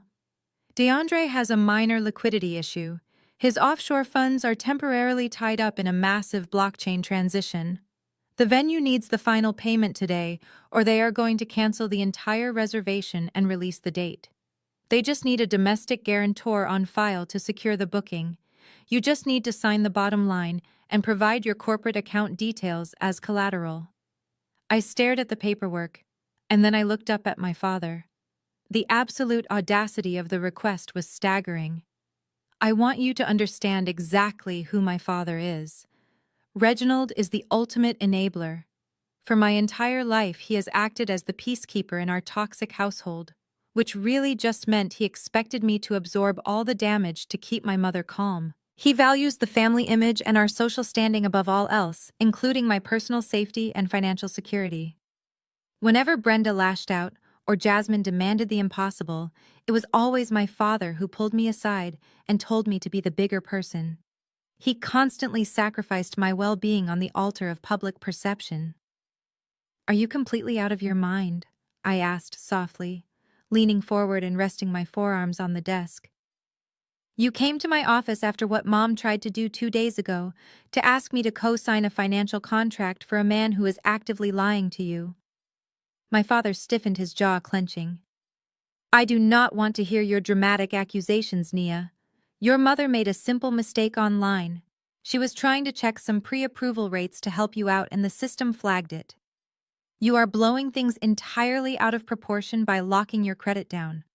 It was incredibly embarrassing for her. "She committed wire fraud, Dad," I corrected him, my voice sharp and unwavering. "She tried to take out $50,000 in my name because she is completely broke. And now you are sitting here asking me to guarantee a wedding venue that costs tens of thousands of dollars. Why do not you guarantee it yourself?" "I cannot," he snapped, his frustration finally breaking through his composed facade. "Our liquid assets are currently allocated elsewhere." "Allocated elsewhere," I repeated, letting out a short, humorless laugh. "You mean you maxed out your credit cards paying for Jasmine designer dresses and DeAndre fake influencer lifestyle? You do not have the money. DeAndre does not have the money, and you expect me to put my venture capital firm on the line so you do not have to cancel a party. Listen to me," my father said, leaning forward and pointing a stern finger at me. He was using his deep, authoritative voice, the one he used to terrify me when I was a teenager. "You are going to sign this contract today. The wedding invitations have already been sent out to every prominent family in our church and our country club. If this wedding gets canceled because the venue did not get paid, we will be the laughingstock of the entire community. Jasmine will be devastated. Your mother will never recover from the humiliation. This is your family, Nia. You have a duty to protect our name." I looked at the man sitting across from me. He was terrified. Not terrified of losing me, but terrified of looking poor in front of his friends. He knew deep down that DeAndre was a fraud. He had to know. A man who spent 30 years in corporate management does not just blindly believe that a billionaire cannot pay a hotel bill because of a blockchain transition. But Reginald was in too deep. He had already bragged to all his golfing buddies about his wealthy new son-in-law. Admitting the truth now meant admitting he had been conned. He would rather force his own daughter into massive debt than face a bruised ego. I reached out and picked up the contract. I flipped through the pages, noting the staggering final balance due. It was well over $80,000. My father watched me expectantly, believing that his paternal command had finally worked. He thought I was reading the terms before signing. "I am not signing this," I said, dropping the papers back onto the glass desk. "And I am not giving you a single dollar." My father's face turned a dark shade of red. He slammed his hand down on the armrest of his chair. "You selfish, ungrateful little girl," he shouted, his voice echoing in the quiet office. "We gave you everything. We provided the foundation for your success. If you do not sign that paper right now, you are no longer a part of this family. Do you hear me? I will disown you myself. You will not be welcome in my home, and you will not be welcome at that wedding." "You cannot afford that wedding," I replied, maintaining absolute eye contact. "And you cannot afford to threaten me. DeAndre is broke, Dad. He drives a rented car and his business is registered to a post office box in a strip mall. I had him investigated. He is a parasite. If you sign anything with him, you will lose your pension. I am trying to save you from yourselves, but I will not set myself on fire to keep your fake image warm. Take your paperwork and leave my office." Reginald stood up so fast, his chair rolled backward and hit the glass wall. He snatched the contract off my desk and shoved it violently into his briefcase. He was breathing heavily, his eyes filled with a mixture of pure rage and desperate denial. He refused to believe the truth because the truth meant he had failed. "You are going to regret this, Nia," he promised, his voice dripping with venom. "You are going to regret turning your back on your own blood. When Jasmine and DeAndre build their empire, you will be on the outside looking in. Do not ever call us again. I refuse to sign." Reginald left furious, promising I would regret it. He had no idea I was already setting a trap he could not escape. 48 hours before the wedding, my family hosted the official rehearsal dinner at a trendy upscale bistro in downtown Atlanta. I debated not going at all, but my lead investigator, David, advised me to maintain my normal routine. If I suddenly stopped showing up to family events, DeAndre might sense that something was wrong and attempt to flee the state before the federal agents had their warrants finalized. So I put on a tailored emerald green dress, clasped a simple gold necklace around my throat, and walked into the lion den with my head held high. The atmosphere inside the private dining room was incredibly thick with unspoken tension. It was obvious that my father had informed my mother about my absolute refusal to sign the $80,000 venue contract. When I walked into the room, Brenda completely turned her back to me, pretending to be deeply engrossed in a conversation with one of Jasmine's bridesmaids. Reginald refused to even look in my direction, gripping his glass of scotch so tightly his knuckles were white. Jasmine, however, was putting on the performance of a lifetime. She was laughing loudly, tossing her hair, and holding up her cubic zirconia ring for anyone who would look at it. She was desperate to project the image of a carefree, wealthy bride, but I could see the dark circles under her eyes that her heavy concealer could not completely hide. The financial walls were closing in on them, and the sheer panic was beginning to leak through their curated social media facade. DeAndre was seated at the head of the table, but his usual arrogant swagger seemed slightly fractured. He was sweating despite the heavy air conditioning in the restaurant. He kept checking his phone under the table, his leg bouncing nervously against the floorboards. He was not ordering expensive bottles of champagne tonight. He was drinking tap water and picking at his food. I sat quietly at the far end of the table, exchanging pleasantries with extended relatives who had no idea about the massive war happening behind the scenes. I ate my dinner, I smiled for the photographs, and I played my part perfectly. I was the dutiful, supportive older sister attending the rehearsal. But I was also a hawk, watching every single micro-expression on DeAndre's face. About an hour into the dinner, I excused myself to use the restroom. The restrooms were located down a long, narrow hallway lined with dark oak paneling and dim amber lighting, far away from the noise of the private dining room. I washed my hands, checked my lipstick in the mirror, and took a deep breath. I was exhausted from the constant psychological warfare, but I knew the finish line was only 2 days away. When I pushed the restroom door open and stepped back into the hallway, my path was completely blocked. DeAndre was standing there, leaning against the dark oak wall with his arms crossed over his chest. The charming fake smile he wore for my parents was completely gone. His face was hard, his eyes dark and desperate. "We need to talk, Nia," he said, his voice dropping the polished business tone and adopting something much more raw and threatening. I stopped a few feet away from him, keeping a safe distance. "We have nothing to talk about, DeAndre," I replied, my voice perfectly calm. "I made my position very clear to your future father-in-law. I am not signing any contracts for you." DeAndre pushed himself off the wall and took a slow, deliberate step toward me. The heavy scent of his cheap cologne mixed with stale sweat hit my nose. "You think you are so smart?" he sneered, pointing a finger at me. "You think because you sit in a fancy glass office you can just look down on me. I know you refused to sign the venue contract. I know you blocked the credit application your mother tried to push through. So you admit you are completely broke," I stated, simply maintaining absolute eye contact. "You admit this entire billionaire crypto king persona is a lie." His jaw clenched so hard a muscle feathered in his cheek. "I am dealing with a temporary cash flow bottleneck," he hissed, refusing to drop the delusion entirely. "But my investors are getting impatient. They need to see that I have tangible backing in this city. They need physical collateral to bridge the gap until my offshore accounts clear." I stared at him, realizing exactly what he was saying. When he said investors, he did not mean venture capitalists or board members. Men who wear fake Rolexes and drive overdue rental cars do not have corporate investors. They have loan sharks. He owed money to very dangerous people, and those people were demanding payment. "That sounds like a personal problem, DeAndre," I told him. "It has absolutely nothing to do with me. Now step aside and let me walk back to the dining room." He did not move. Instead, he took another step forward, closing the distance between us until he was looming directly over me.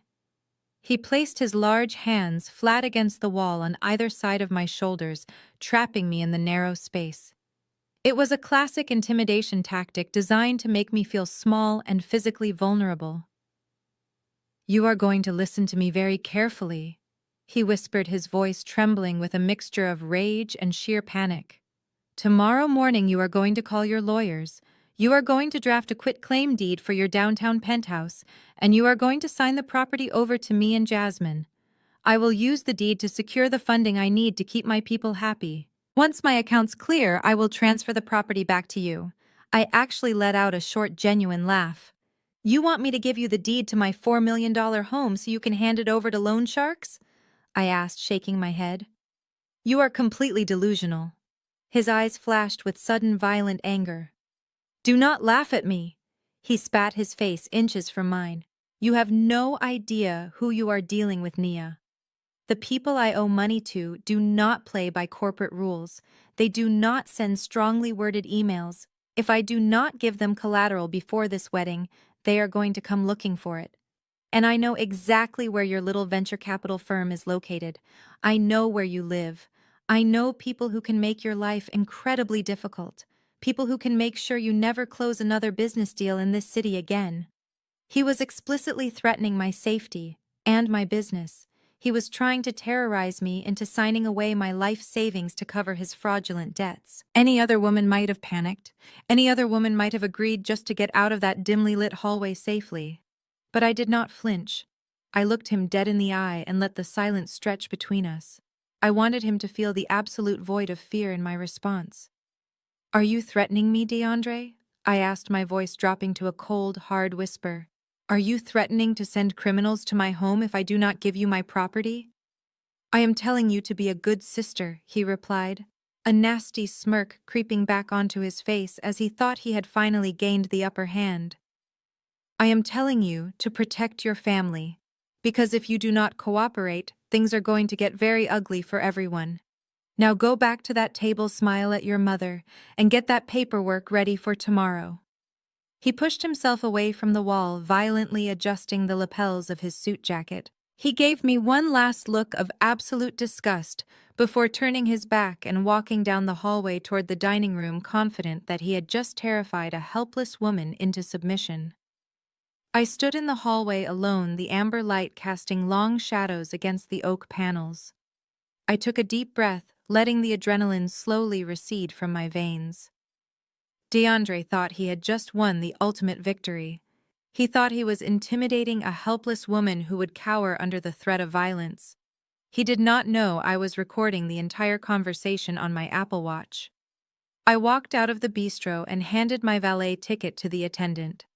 The night air was thick with Atlanta humidity, but I felt remarkably cold and hyper-focused. The valet brought my car around. I tipped him, got into the driver's seat, locked the heavy doors, and immediately opened the voice memo application on my Apple Watch. I pressed play. DeAndre's voice filled the quiet, insulated cabin of my car. His threats were crystal clear. His admission of needing physical collateral to keep his people happy was captured in perfect, high-definition audio. I tapped the screen and forwarded the encrypted file directly to David, my lead corporate investigator, with a simple text message. Listen to this immediately and find out exactly who he owes money to. I did not drive home right away. I sat in the parking lot with the engine running, watching the warm lights of the restaurant glowing against the dark street. Inside that building, my sister was laughing, drinking champagne, and celebrating her upcoming union with a man who had just threatened to send criminals to my home. I wondered for a brief moment if Jasmine knew. I wondered if she was a willing accomplice to his fraud, or just a desperate casualty of her own vanity. Given her relentless demands for luxury, I realized it did not actually matter. Her obsession with aesthetics had completely blinded her to reality. My phone rang less than 30 minutes later. It was David. He had already run the audio file through his forensic software to enhance the vocal clarity and ensure it was admissible in court. He then cross-referenced the specific phrases DeAndre used with known underground lending networks operating in the metropolitan area. David is a former federal agent who specializes in tracking dark money. It did not take him long to connect the dots, and the results were terrifying. "Nia, you need to hire private security tonight," David said, his voice stripped of its usual calm demeanor. "This guy is not just dealing with credit card debt or unpaid car leases." David explained that DeAndre had borrowed over $200,000 from a highly organized syndicate of unregulated private lenders. These were not traditional banks or even standard hard money lenders. These were dangerous men who operated strictly in the shadows, charging exorbitant weekly interest rates that compounded daily. They were the kind of people who did not care about credit scores or business plans. They only cared about leverage and physical collateral. According to David Network, DeAndre had initially secured the cash by promising these lenders a massive return on their investment, using his fake cryptocurrency portfolio as a front. He sold them the exact same lie he sold my parents. But when the phantom returns failed to materialize and the principal balance came due, the lenders stopped asking politely. They started demanding physical assets to liquidate. DeAndre had absolutely nothing to his name. His pristine white Bentley was rented. His luxury apartment was leased and currently facing eviction. His designer suits and flashy watches were worthless knockoffs. The only tangible high-value asset anywhere near his orbit was my $4 million downtown penthouse. He had spent the last 6 months convincing these dangerous men that he was marrying into a wealthy family and that my assets were essentially his assets. He needed my property deed to sign over to the loan sharks as a guaranteed physical asset. If I gave him that quitclaim deed, he would immediately leverage my home to save his own life. And when he inevitably defaulted on the illegal loan, those violent men would legally own my sanctuary. They would come to my door not to collect a debt, but to take possession of my property. DeAndre was perfectly willing to throw me to the wolves to buy himself a few more months of pretending to be a billionaire. It is a devastating sickness in our modern society. There is this absurd, crushing pressure to project massive wealth online, especially within our community, where the concept of excellence is often violently twisted into toxic materialism. People like DeAndre and Jasmine are the ultimate victims and perpetrators of this relentless digital culture.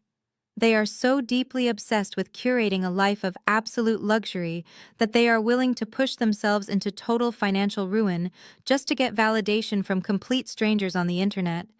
They lease luxury cars they cannot afford to put gas in. They buy fake jewelry to flex on social media.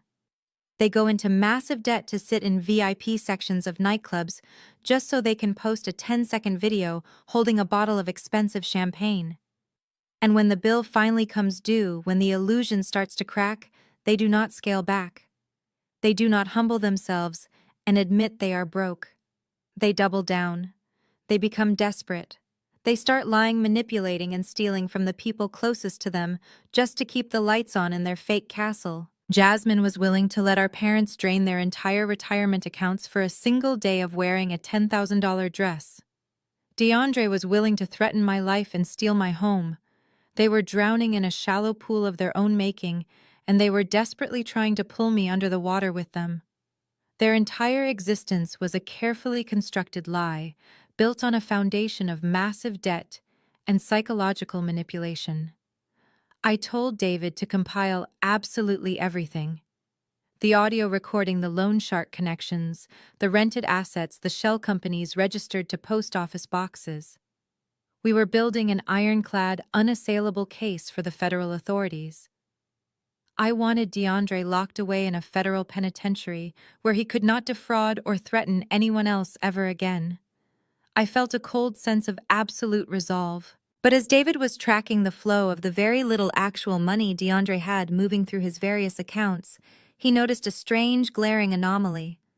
He paused our phone conversation, his fingers typing rapidly on his keyboard. He told me he was looking at the deposit history for the wedding planner Jasmine had hired. The planner was a high-end celebrity event coordinator who demanded a minimum of $150,000 up front before she would even book a venue or order a single flower. I knew my father did not have that kind of liquid cash available. I knew DeAndre was completely broke and borrowing from criminals. And I had personally blocked my mother from taking out the $50,000 loan in my name just days prior. The math was completely wrong. The money had to come from somewhere. So where did the money come from? I asked David, my voice echoing in the quiet car. David sent me a secure document while we were still on the phone. It was a digital wire transfer receipt. $150,000 had been deposited into the wedding planner business account exactly 3 days ago. But the money did not come from my parents' personal bank account. It did not come from DeAndre offshore cryptocurrency funds. It came from a municipal grant fund. My mother Brenda has been the director of a local community center for the past 15 years. It is a vital resource for our neighborhood, providing after-school programs for at-risk youth, job training for single mothers, and a safe haven for the elderly. She always paraded her position around our social circles as proof of her unwavering dedication to the community. She used her title to secure her status as a pillar of society, demanding respect and admiration from everyone she met. The document David sent me was a direct transfer from the community center primary operating account. It was grant money specifically allocated by the city for a new computer lab and a summer reading initiative. Brenda had completely bypassed the board of directors, forged the necessary expenditure approvals, and wired the entire grant directly to a shell account set up by DeAndre. From there, the money was quickly filtered and pushed to the celebrity wedding planner to cover the lavish floral arrangements, the custom staging, and the premium open bar. She had literally stolen the future of neighborhood children to pay for her golden child to play dress-up for a single night. I sat in my car, feeling physically sick. The sheer magnitude of her betrayal was beyond anything I had ever anticipated. Trying to steal my identity was a desperate attack on me personally, but embezzling $150,000 from a taxpayer-funded community program was a felony of staggering proportions. It was a betrayal of every single person who trusted her, and she did it all so she could stand in a ballroom, sip champagne, and pretend her family was better than everyone else. I realized then that there was absolutely no saving them. The rot was too deep.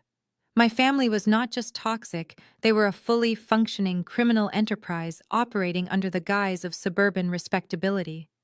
I told David to immediately contact his federal liaisons. We were not just dealing with an arrogant con artist anymore. We were dealing with wire fraud, money laundering, and grand larceny involving municipal funds. DeAndre's crimes of fraud and illegal borrowing were absolutely despicable. But his crimes were nothing compared to what I discovered my mother had done to pay for the wedding planner. I sat in my car for another hour while David sent over the rest of the financial traces. Brenda had not just made a single impulsive mistake. This was premeditated, meticulously planned, and coldly executed. She had used her executive administrative access to override the dual signature requirement on the community center accounts. She then drafted fake invoices for a phantom construction company, claiming the grant money was being used to renovate the youth gymnasium and update the computer labs. But the routing numbers on those invoices led straight to a shell account DeAndre had opened in Delaware under the name Apex Development. From there, DeAndre took his cut, a healthy 20%, to keep his loan sharks temporarily pacified and wired the rest directly to the celebrity event coordinator. They were working together. My mother, the highly respected community leader, and my future brother-in-law, the fraudulent crypto king, had formed a criminal syndicate right under my father's nose. I realized then exactly why Brenda had been so desperate to secure that $50,000 loan using my social security number. The stolen municipal grant money had covered the expensive event planner, the imported flowers, and the luxury staging, but they still needed to pay the hotel venue balance. They were robbing Peter to pay Paul, playing a massive high-stakes shell game, and I was supposed to be their final unknowing victim. The very next morning, exactly 24 hours before Jasmine was scheduled to walk down the aisle, I drove to the Federal Building in downtown Atlanta. I did not wear one of my usual vibrant tailored suits. I wore a simple black trench coat, dark sunglasses, and kept my head down as I walked up the concrete steps. David had already pulled some significant strings with his former colleagues to arrange an emergency sit-down. I was escorted through multiple layers of heavy security metal detectors and locked corridors until I reached a sterile windowless conference room on the 5th floor. A few minutes later, the heavy door opened and Special Agent Dominic walked in. He was a tall, imposing man in his late 40s with sharp, observant eyes and the exhausted, no-nonsense demeanor of a man who spent his entire life untangling complex financial webs. He worked for the White-Collar Crimes Division, and he did not waste any time with pleasantries or small talk.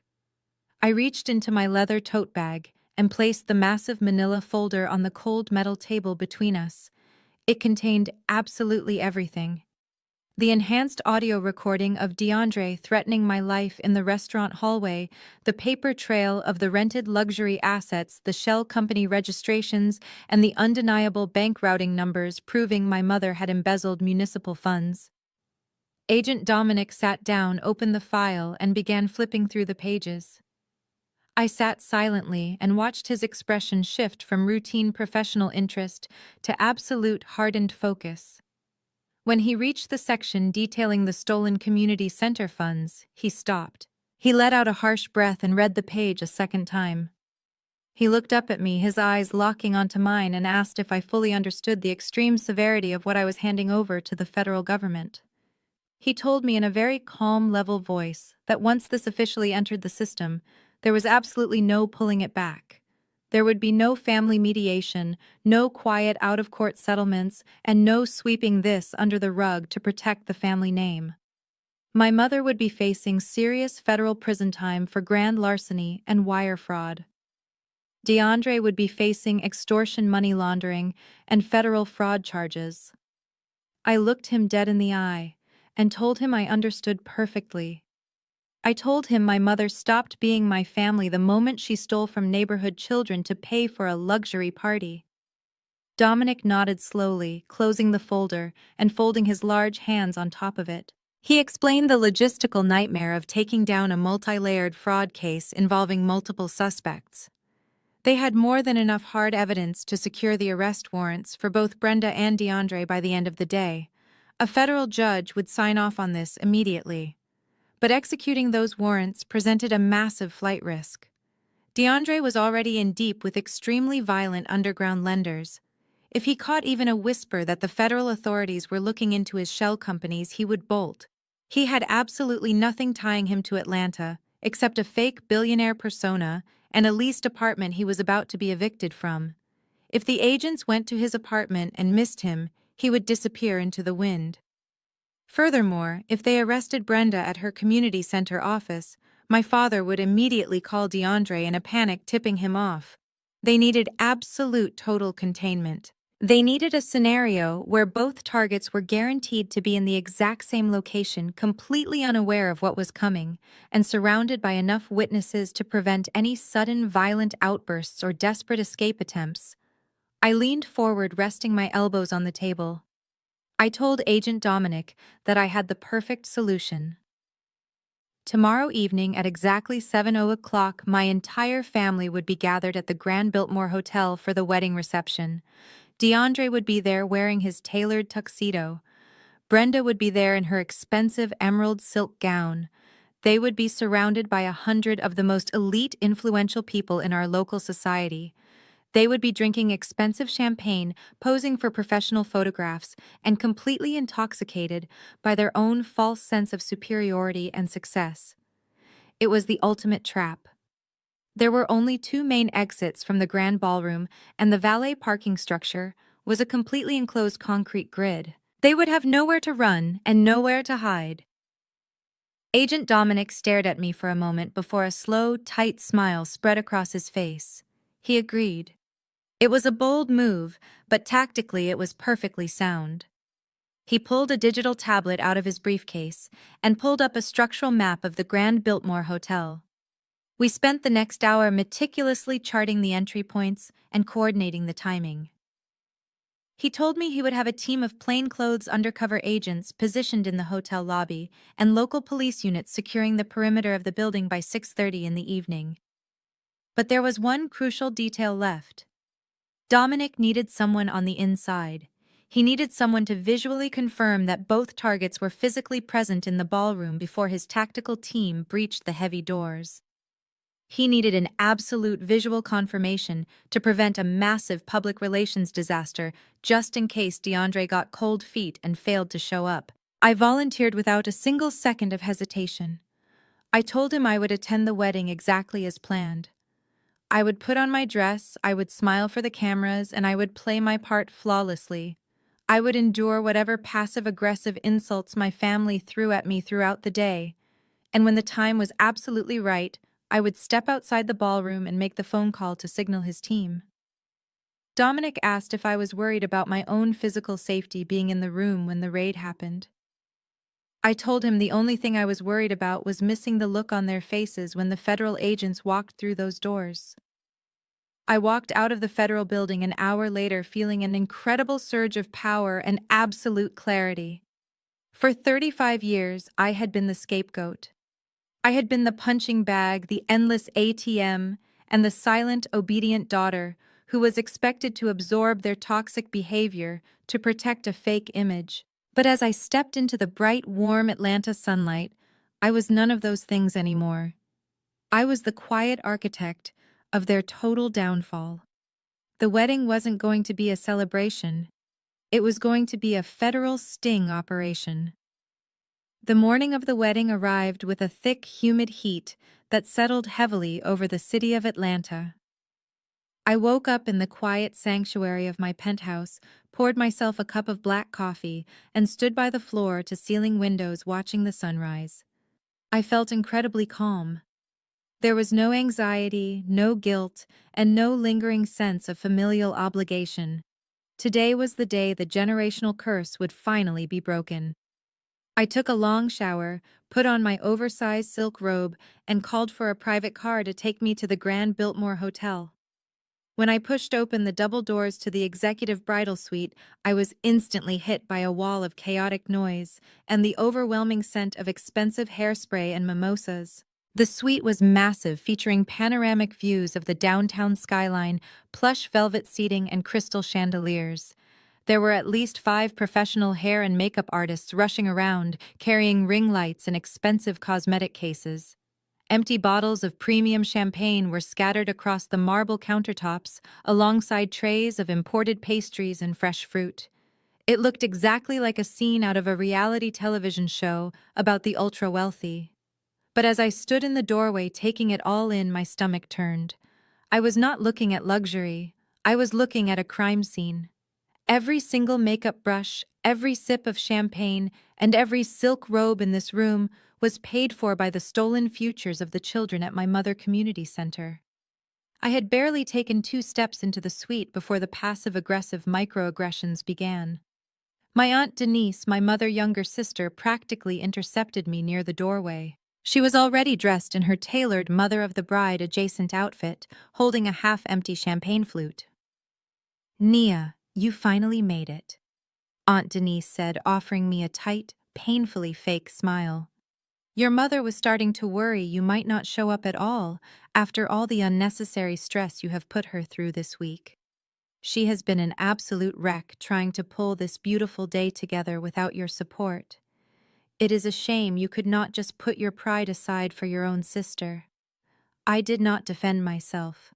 I did not mention the identity theft, the illegal loans, or the federal authorities waiting in the wings. I just offered Aunt Denise a polite, vacant smile and kept walking. I made my way to the styling chairs where the other bridesmaids were gathered. Jasmine had chosen women who were exactly like her. Women who cared more about their Instagram aesthetics than their actual bank accounts. Monica and Simone were sitting in the styling chairs getting their hair curled. They watched me walk up in my simple silk robe and immediately exchanged knowing glances. "Nia, it is so good to see you," Monica cooed, her voice dripping with artificial sweetness. "We were just talking about how incredibly brave you are for coming to a high-profile wedding like this, completely single. I mean, I respect your hustle, but I could never focus so much on my career that I forgot to build a personal life. It must be so lonely up in that big penthouse all by yourself." Simone chimed right in, nodding sympathetically. "Exactly. But you know, some women are just built for the boardroom and not the bedroom. You have that intense corporate energy. It is probably very intimidating for most men." They giggled, clinking their glasses together. I poured myself a glass of sparkling water and leaned against the vanity. I let their insults slide right off my back because their opinions were entirely irrelevant. They were just parroting the lies Brenda had fed them. My mother was sitting just a few feet away, getting her makeup professionally contoured. She did not even turn her head to acknowledge my presence. Instead, she spoke loudly to her makeup artist, making sure her voice carried across the room. "It is just so exhausting raising a daughter who refuses to embrace family values." Brenda sighed dramatically, closing her eyes as the artist applied her eyeshadow. "You give them everything, you sacrifice your own happiness to build a foundation for them, and they just turn out cold and selfish. I am just so incredibly blessed that my youngest daughter, Jasmine, understands the true meaning of loyalty and love. She and DeAndre are going to build such a beautiful, wealthy legacy together." I took a slow sip of my water. The absolute delusion was staggering, but I maintained my perfect poker face. I was the maid of honor, so I took my seat and let the artist style my hair and apply my makeup. I remained completely silent for the next 2 hours, observing the frantic, desperate energy of the room. Finally, it was time to get dressed. Jasmine stepped out of the master bedroom suite. The room went completely silent. She was wearing the $10,000 custom silk gown. It featured a dramatic sweeping train, a plunging neckline, and intricate hand-sewn beadwork. She looked absolutely stunning. She also looked like a walking federal indictment. Her friends gasped and clapped, showering her with aggressive praise. Jasmine soaked it all in, twirling slowly in front of the massive floor-length mirror. Then she turned her attention to me. I was wearing the designated maid of honor dress, an elegant floor-length emerald green gown that fit me perfectly. Jasmine walked over to me, her eyes scanning me from head to toe with a highly critical glare. She reached out and adjusted the strap of my dress, clicking her tongue in disapproval. "You know, Nia," Jasmine said, her voice carrying easily over the soft background music, "the dress is fine, but you are wearing it like a suit of armor. You need to soften up your posture. You are projecting aggressive CEO energy instead of supportive bridesmaid energy." I looked at her through the reflection in the mirror. "I am just standing here, Jasmine," I replied evenly. "That is exactly the problem." She sighed, crossing her arms. "You are so rigid. You are always in control, always analyzing everything. It is no wonder you do not have a date tonight. Men, especially high-value men like DeAndre, do not want a woman who is so masculine and focused on money. They want a soft feminine woman they can provide for. They want a partner, not a competitor. If you keep acting like the boss of everything, you are going to end up completely alone with nothing but your bank accounts to keep you warm. She smiled, a condescending, pitying smile that was meant to put me right back in my place as the pathetic, lonely older sister. She expected me to shrink. She expected me to feel deeply insecure about my independence and my success. I looked at my sister, a woman who was hours away from legally marrying a fraudulent criminal who owed his life to underground loan sharks. A woman whose entire lavish wedding was funded by her mother committing federal embezzlement. She was standing in a stolen dress, drinking stolen champagne, lecturing me about how to attract a high-value provider. The pure, unadulterated irony of her insult was the most satisfying thing I had ever heard. I did not get angry. I did not snap back. I simply smiled, stepped closer to her, and gently fixed the edge of her lace veil. "You are absolutely right, Jasmine," I said, my voice soft and perfectly calm. "I have a lot to learn about how this family operates. Enjoy your beautiful day." I smoothed the veil over her shoulders and took a step back. Let her have her moment. It was about to be her last. The transition from the chaotic bridal suite to the breathtaking main sanctuary of the Grand Biltmore Hotel felt like stepping onto a Hollywood movie set. The celebrity wedding planner my mother had hired using the stolen municipal grant money had truly outdone herself. As I stood in the grand foyer waiting for the procession to begin, I took in the sheer magnitude of the financial crimes surrounding me. There were towering archways constructed entirely of imported white orchids and delicate cascading ivy. The standard hotel chairs had been replaced with custom white velvet seating.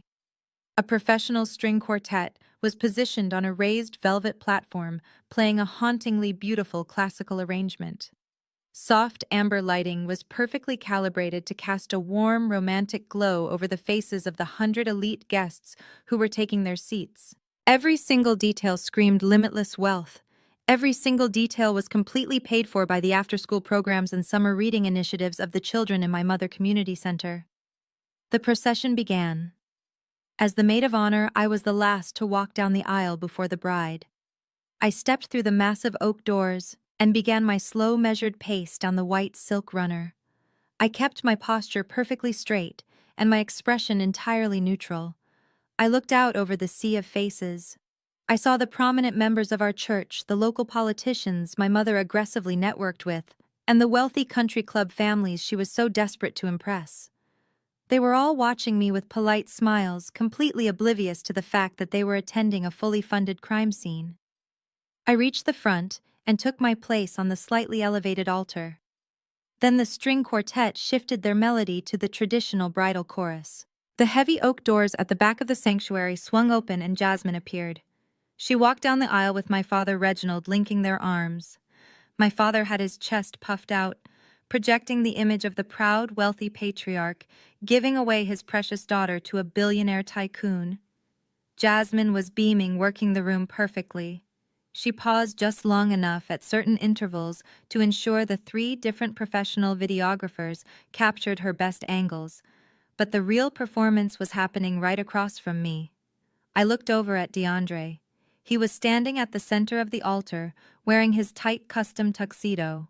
The moment Jasmine appeared at the back of the room, DeAndre brought a perfectly manicured hand up to his face. He squeezed his eyes shut and let out a visibly shaking breath. Then the fake tears began to fall. He reached into his pocket, pulled out a monogrammed silk handkerchief, and dabbed at his eyes. It was a masterclass in absolute hypocrisy. He looked like a man completely overwhelmed by the profound blessing of true love. The guests in the front rows began murmuring, collectively touched by his emotional display. My mother Brenda, who was sitting in the front pew directly below me, immediately started dabbing her own eyes, making absolute sure the nearest camera operator was recording her maternal tears. I stood there holding Jasmine's heavy floral bouquet, feeling a cold knot of disgust tighten in my chest. I was looking at a man who just 48 hours ago had cornered me in a dark hallway and threatened to send violent loan sharks to my home. And now he was standing in a house of God crying performative tears to secure his fraudulent marriage. When my father handed Jasmine over to DeAndre, the officiant asked the congregation and the bridal party to take their seats for the opening prayer and the extended scripture readings. This was my moment. Instead of sitting in the designated front row chair next to the other bridesmaids, I handed the bouquet to Monica. I gave the celebrity wedding planner a subtle, reassuring nod, pretending I needed to check on a logistical issue with the reception doors. I quietly stepped off the altar and walked silently down the side aisle, slipping into an empty velvet chair in the very back row of the sanctuary. I positioned myself completely in the shadows of a massive orchid arrangement. It gave me a perfect, unobstructed tactical view of the entire room, the altar, and the only two exit doors. The officiant began the ceremony. It was almost unbearable to listen to. He spoke in a booming theatrical voice about the absolute necessity of building a marriage on a foundation of unshakable truth. He quoted scriptures about honesty, integrity, and the dangers of building a house on shifting sand. I watched my mother nod along to the sermon, her hands clasped piously in her lap. She was sitting there listening to a sermon about honesty while carrying the secret of a $150,000 felony embezzlement in her designer handbag. Then came the vows. They had chosen to write their own, which only amplified the absurdity of the entire spectacle. DeAndre went first. He held Jasmine's hands, looked deeply into her eyes, and spoke directly into the lapel microphone, so his voice echoed perfectly through the massive room. Jasmine, he began, his voice thick with fake emotion. From the moment I met you, I knew you were my greatest asset. I promised to be your rock. I promised to provide for you, to build our empire, and to shield you from the harsh realities of the world. We are going to disrupt the future together. I give you my heart and my unwavering loyalty. He could not even write wedding vows without slipping in his ridiculous cryptocurrency buzzwords. He promised to provide for her while actively planning to steal my property to pay off his underground debts. Jasmine went next. Her voice was breathy and highly dramatic. DeAndre, you are my king, she whispered, leaning closer to the microphone. You have given me a life I only ever dreamed of. You treat me like royalty, and I promise to stand by your side as we conquer the world. I trust you with my life and my future. She looked utterly triumphant. She genuinely believed she had won the ultimate prize. She believed she was securing a lifetime of luxury private jets and endless social media content. She had no idea she was legally binding herself to a man who did not even own the suit he was standing in. I tuned out the rest of the vows. I reached into my clutch and pulled out my Apple Watch. The digital display glowing faintly in the dim romantic lighting read 6:45. We were exactly 15 minutes away from the reception. The timing was aligning perfectly. I pulled out my phone, keeping it shielded behind the heavy printed ceremony program in my lap. I opened the secure messaging application and typed a quick message to Special Agent Dominic. Target is locked. All parties present. I watched the tiny delivery checkmark appear. Less than 10 seconds later, my phone vibrated silently against my palm. Dominic replied, "Perimeter secured. Warrants authorized. Awaiting your signal." I locked my phone and slipped it back into my clutch. I leaned back in the velvet chair and let out a long, slow breath. The suffocating anxiety that had plagued me for the last 6 months completely evaporated. I felt nothing but a cold, razor-sharp sense of vindication. I looked at the front of the room, watching my family smile and applaud their own illusions. They were so deeply arrogant, so completely convinced of their own untouchable superiority, that they never even bothered to look over their shoulders. The officiant instructed DeAndre to place the ring on Jasmine's finger. I knew that ring was cubic zirconia, just like I knew the Bentley was rented and the crypto firm was a ghost. Then the officiant smiled broadly, raising his hands toward the towering ceiling. By the power vested in me and the state of Georgia, the officiant proclaimed, "I now pronounce you husband and wife. You may kiss the bride." DeAndre dipped Jasmine backward, delivering a highly choreographed theatrical kiss that sent the crowd into a frenzy of polite applause and cheering. The string quartet immediately launched into a joyful, triumphant melody. My mother stood up, clapping loudly and waving at the videographer. My father patted the man next to him on the back, projecting pure pride. I remained seated in the shadows at the back of the room, my hands resting calmly in my lap. I did not clap, I did not smile. As the officiant pronounced them husband and wife, I knew their marriage was already built on a federal crime. The transition from the quiet romantic sanctuary to the opulent grand ballroom for the reception felt like stepping off a calm shore directly into an active minefield. The 100 elite guests, the politicians, the country club socialites, and the prominent members of our church had all filed into the massive space completely intoxicated by the breathtaking floral arrangements, the towering ice sculpture, and the endless trays of imported champagne. They had just watched a deeply moving ceremony filled with promises of eternal love and unwavering loyalty. They were entirely oblivious to the fact that they were standing in a room entirely funded by stolen municipal grant money, celebrating a marriage designed to secure illegal collateral for underground loan sharks. I took my designated spot near the edge of the dance floor, holding a glass of sparkling water and maintaining my perfectly composed facade. You already know exactly how the confrontation played out. You know that my mother Brenda marched over to me flanked by her high society friends. You know that she cornered me in front of those influential guests and demanded I hand over the keys to my $4 million penthouse so her fraudulent new son-in-law could build his fake empire. You know that I firmly refused, and you know that she slapped me. But what I did not tell you before was the profound heavy gravity of the seconds immediately following that strike. The physical impact was incredibly jarring, but the emotional severing was absolute and final. The stinging heat radiated across my left cheekbone, spreading like a sudden, aggressive sunburn. My mother had put her entire body weight behind that swing, unleashing 35 years of deep-seated resentment in a single violent motion. I could feel the delicate skin along my jawline swelling almost instantly tight and pulsing with adrenaline. My teeth had cut sharply into the soft tissue of my inner lip, and the distinct metallic tang of blood pooled heavily on my tongue. I swallowed it down, refusing to spit it out or raise a hand to comfort my bruised face. I looked at Brenda. Her chest was heaving, her eyes wide with a mixture of terrifying rage and sudden panicked realization. She had meant to break me. She had meant to use physical violence to force my submission in front of her peers, just as she had used emotional manipulation to control me my entire life. But when I did not cry, when I did not cower or scream, her entire aggressive posture crumbled. The chilling smile I gave her was the exact moment she realized she had completely lost her oldest daughter forever. The surrounding 100 guests were frozen in a collective state of absolute shock. A waiter had dropped his tray, and the sharp ringing sound of a shattered champagne glass, echoing against the marble floor, seemed to stretch on for an eternity. These were people who prided themselves on immaculate decorum. They donated to my mother community center. They respected my father's long corporate career.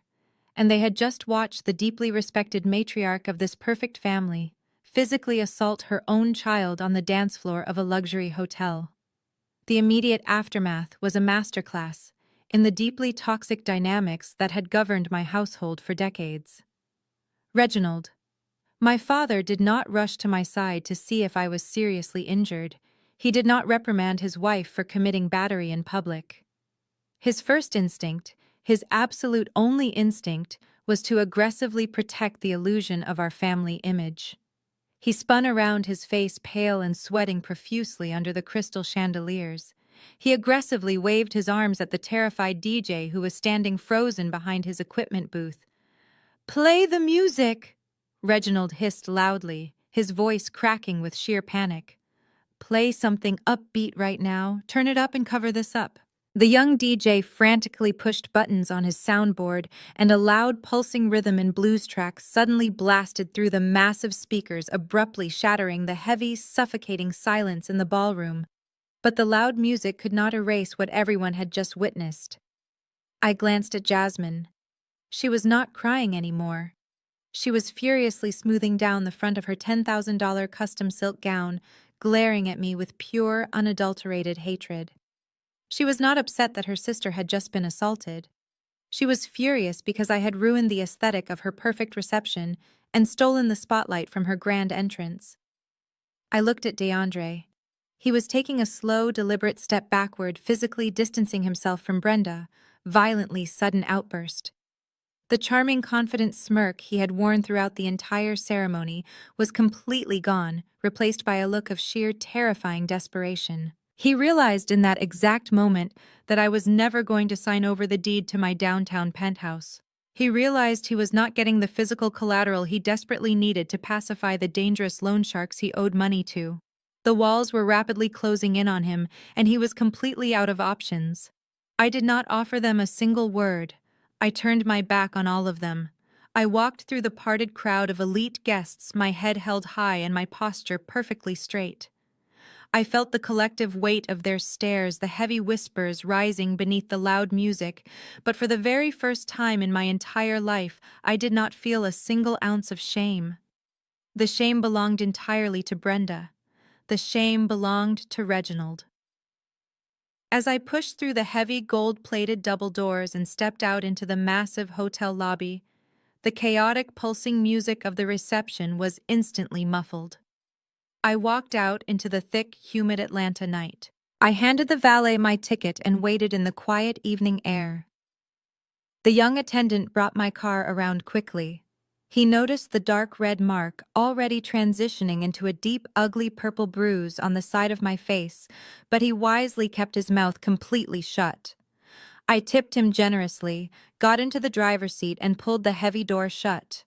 The solid thud of the car door locking felt like sealing a massive steel vault. I was finally completely insulated from their toxicity. I started the engine, but I did not put the vehicle in drive. I pulled down the sun visor and slid open the vanity mirror. Under the small, harsh interior light, I examined my face. The swelling was significant. It was a physical manifestation of everything I was leaving behind. I wiped a small drop of blood from the corner of my mouth using my thumb, taking a deep, steadying breath. I did not feel sorry for myself. I felt an incredible surging wave of cold, calculated adrenaline. I picked up my phone and made the final call to Special Agent Dominic, giving him the explicit confirmation that both targets were fully contained inside the ballroom. The perimeter was secure. The federal trap was completely primed and ready to snap shut. I placed my phone face up on the center console and leaned my head back against the leather headrest. I could faintly hear the heavy bass from the reception music vibrating through the thick concrete of the valet parking structure. My family was in there trying to dance over the shattered remains of our relationship. They were desperately trying to maintain their fake smiles, pretending the ugly, undeniable truth had not just been dragged out into the blazing light. As I sat in my car in the valet lot nursing my bruised cheek, I watched the clock strike 8 o'clock exactly, right on time. The next 30 minutes were simultaneously the longest and the most profoundly peaceful moments of my entire life. I sat inside the quiet, climate-controlled cabin of my car, watching the grand entrance of the hotel through my tinted windshield. The throbbing pain in my left cheek had settled into a steady, dull ache. I reached up and gently traced the swollen skin with my fingertips. In the past, a physical injury from my mother would have sent me into a spiral of deep emotional agony. I would have spent hours analyzing what I did wrong, wondering how I could have been a better daughter, a more compliant child. But tonight, that bruise felt entirely different. It felt like a receipt. It was the final, undeniable proof that the woman who gave birth to me did not view me as a human being. She viewed me as a resource, and when that resource denied her access, she resorted to brute force. As the digital clock on my dashboard ticked toward 8:10, I felt a massive heavy weight lifting off my chest. For 35 years, I had been carrying the suffocating burden of the dutiful black daughter. In our culture, there is an unspoken but aggressively enforced rule that the strong, successful women in the family must act as the ultimate safety net. We are expected to endure endless disrespect, fund the poor decisions of our relatives, and swallow our own trauma simply to protect the family name. We are taught that setting boundaries is an act of betrayal. We are gaslighted into believing that our financial success is not our own, but a communal asset meant to elevate the golden children who refuse to work for themselves. I had spent my entire adult life buying into that toxic narrative. I had paid Jasmine rent, covered my father's mistakes, and funded my mother's extravagant lifestyle, all while being called bitter and selfish. I had allowed them to drain my energy and my bank accounts because I desperately wanted to belong to a family that actually loved me. But sitting in the dark parking lot, I finally accepted the absolute truth. You cannot buy love from people who only value you for your utility. Brenda did not slap me because I was a bad daughter.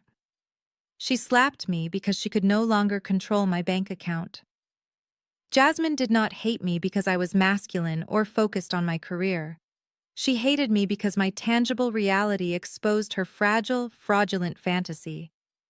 By 8:20, any lingering shred of guilt or hesitation I held completely evaporated. I was not destroying my family. They had actively destroyed themselves through their own greed, their own vanity, and their own criminal entitlement.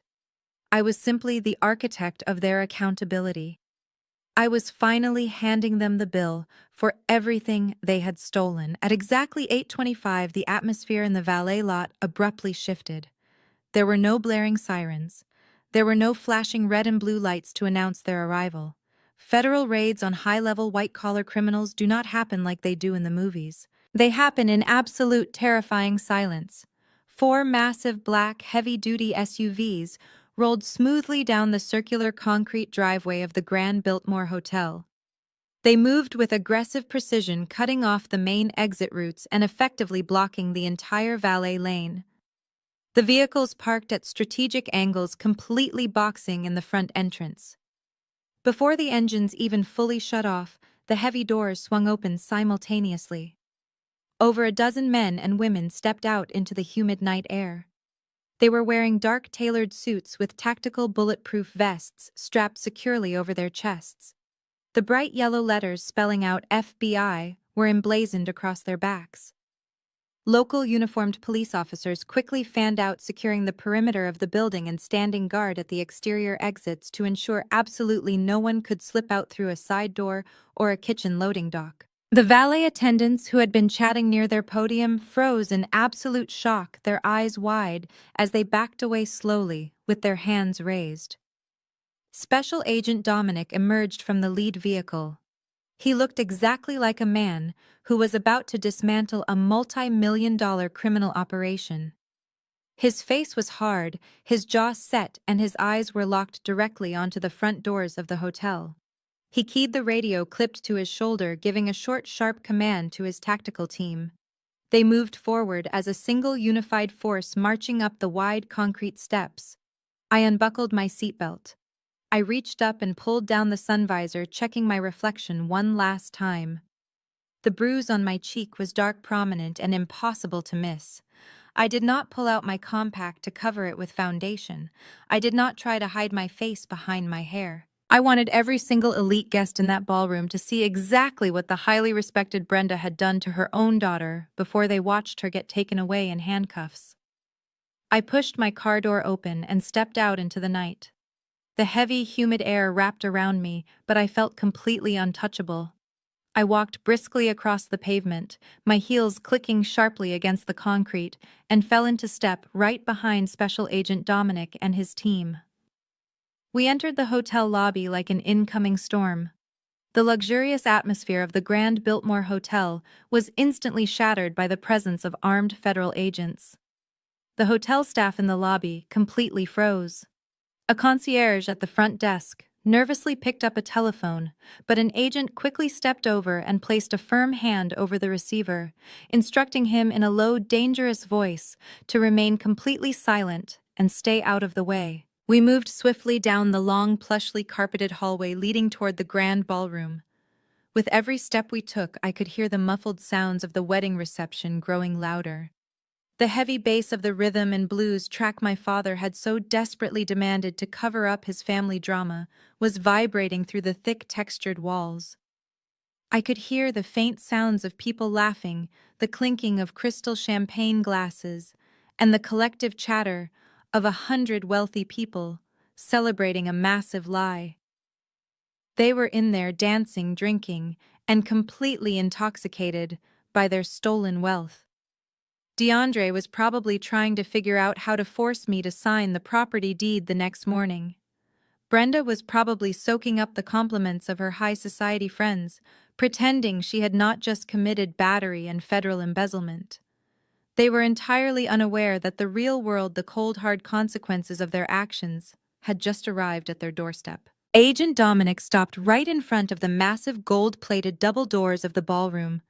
He held up a single hand, signaling his team to halt. The agents stacked up on either side of the entrance, their hands resting near their tactical belts, ready to secure the room the second the doors opened. Dominic looked back at me over his shoulder, offering a single questioning glance to confirm I was ready. I did not hesitate. I gave him a firm, definitive nod. I stepped forward, moving past the federal agents until I was standing directly front and center. I placed my hands flat against the polished wood of the heavy doors, taking one final deep breath of freedom. I pushed the grand doors open. The music died instantly. As the heavy oak doors banged against the walls, the booming rhythm and blues track was brutally cut off by an agent yanking the main audio cable from the DJ booth. The sudden silence in the massive ballroom was deafening. It was instantly replaced by the heavy thud of tactical boots marching aggressively across the polished marble floor. Over a dozen federal agents and local police officers flooded the reception space, fanning out with terrifying precision. They moved past the towering ice sculptures and the cascading white orchids, forming an impenetrable human barricade around the dance floor. The 100 elite guests were completely paralyzed. Politicians, church elders, and country club socialites stood frozen with crystal champagne flutes hovering halfway to their mouths. The collective confusion in the room quickly morphed into rising panic. My father, Reginald, always desperate to assert his authority and manage the situation, immediately stepped forward. He puffed out his chest, adjusting his suit jacket, and marched toward the lead agents. "Excuse me," Reginald bellowed, using his deepest corporate management voice. "What is the meaning of this? This is a private event. You have absolutely no right to interrupt my daughter's wedding reception. I demand to speak to whoever is in charge right now." Special Agent Dominic did not even break his stride. He stepped around my father as if he were a piece of furniture, holding his gold federal badge high in the air for the entire room to see. "Nobody move!" Dominic commanded, his voice echoing off the high vaulted ceilings with absolute authority. "Federal agents, we are executing multiple felony arrest warrants. Keep your hands where we can see them and step away from the center of the room." The guests scrambled backward, knocking over custom velvet chairs and spilling expensive champagne on the floor. A wide, empty circle formed in the middle of the ballroom, leaving only my family exposed under the bright crystal chandeliers. My mother, Brenda, who had just assaulted me minutes prior, stepped forward with a look of absolute righteous indignation. She was used to bullying her way out of any situation, using her status as a respected community leader to intimidate people into compliance. She threw her shoulders back and opened her mouth to unleash a torrent of threats. But as her eyes locked onto Special Agent Dominic, the words completely died in her throat. Her face drained of all color, turning a sickly ashen gray. Her jaw dropped and her eyes widened in sheer, unfiltered terror. She recognized him. 3 weeks ago, Dominic had visited her community center posing as a routine municipal auditor. He had sat in her office, smiled politely, and asked to review the grant expenditure files. Brenda had confidently handed him forged documents, believing she had easily outsmarted a low-level city bureaucrat. Now that exact same man was standing in her luxury ballroom, flanked by armed tactical teams, wearing a bulletproof vest. In that fraction of a second, Brenda realized her entire life was over. The lie had caught up to her. She let out a visceral, blood-curdling scream. It was not a scream of anger or defiance. It was the desperate guttural shriek of a woman watching her fake empire burn to the ground. She collapsed to her knees, clutching her emerald silk gown, sobbing hysterically in front of the most influential people in our city. While Brenda was having her public breakdown, DeAndre realized the federal net was rapidly closing. The slick, arrogant billionaire persona instantly vanished, leaving behind a terrified, desperate criminal. He slowly backed away from the altar, his eyes darting toward the heavy swinging doors that led to the catering kitchen. He thought he could slip away in the chaos. He took one sudden, frantic step toward the exit, but he did not even make it 5 feet. Two undercover agents who had been posing as hotel waitstaff seamlessly intercepted him. They grabbed him by the shoulders of his custom tuxedo, spinning him around and slamming him face first onto one of the guest tables. Plates crashed to the floor and silverware scattered everywhere. DeAndre thrashed and struggled, shouting that there had been a massive mistake, that he was a wealthy investor, and that he would sue the federal government for harassment. Special Agent Dominic walked over to the table, looking down at him with total disgust. DeAndre, you are under arrest for federal wire fraud, money laundering, and criminal extortion. Dominic stated, his voice loud and clear enough for every single guest to hear. You have the right to remain silent. Anything you say can and will be used against you in a court of law. The sharp metallic click of the steel handcuffs snapping shut around DeAndre's wrists echoed through the room. I watched his fake gold Rolex scrape against the cold metal. The groom, the man who had ordered $4,000 dinners and threatened to send violent loan sharks to my home, was being dragged off a catering table like a common street thief. But Dominic was not finished. He turned away from the struggling groom and walked directly toward my mother. Brenda was still kneeling on the floor, surrounded by the shattered glass of the reception. My father was hovering over her, completely useless, his mouth opening and closing silently as his brain failed to process the nightmare unfolding before him. Brenda, Dominic said, looking down at the so-called pillar of the community, you are under arrest for grand larceny, wire fraud, and the federal embezzlement of $150,000 in municipal grant funds. A collective massive gasp ripped through the crowd of guests. The church members who had trusted her, the politicians who had supported her community center, they all stared at her in absolute horror. Stealing from the government was bad enough, but stealing grant money meant for at-risk youth to throw a luxury party was a moral failure they would never forgive. The social execution was instantaneous and permanent. An agent pulled Brenda to her feet. She was completely limp, offering no resistance as they pulled her arms behind her back and secured the handcuffs. Her perfect hair was ruined, her expensive makeup was running down her face in dark streaks, and she looked incredibly small. Jasmine had been standing frozen near the ice sculpture, watching her new husband and her mother get chained like animals. The reality finally broke through her profound delusion. She let out a piercing, hysterical wail. She hiked up the skirt of her $10,000 gown and ran wildly toward the center of the room. Nia Jasmine screamed, her face twisted in absolute panic. Her eyes locked onto me where I was standing calmly near the entrance. Nia, do something. Call your corporate lawyers, write them a check, tell them it is a misunderstanding. You have the money, Nia, fix this right now. She was still demanding my money. Even as the federal government dismantled her fraudulent life piece by piece, she still believed it was my ultimate responsibility to save her. She expected the scapegoat to jump on the grenade. I stepped out from the shadows of the doorway. I walked slowly and deliberately across the marble floor, my heels clicking in the heavy silence of the room. The federal agent stepped aside, letting me pass. I walked right up to my mother, who was standing in handcuffs, flanked by 2 officers. Brenda slowly raised her head. Her eyes were red and swollen, filled with a desperate, pleading look I had never seen before. She was waiting for me to save her. She was waiting for the dutiful black daughter to sacrifice herself for the family image. I stopped 2 feet in front of her. I looked at the dark purple bruise blooming on my own cheek, the mark she had left on me just 30 minutes ago.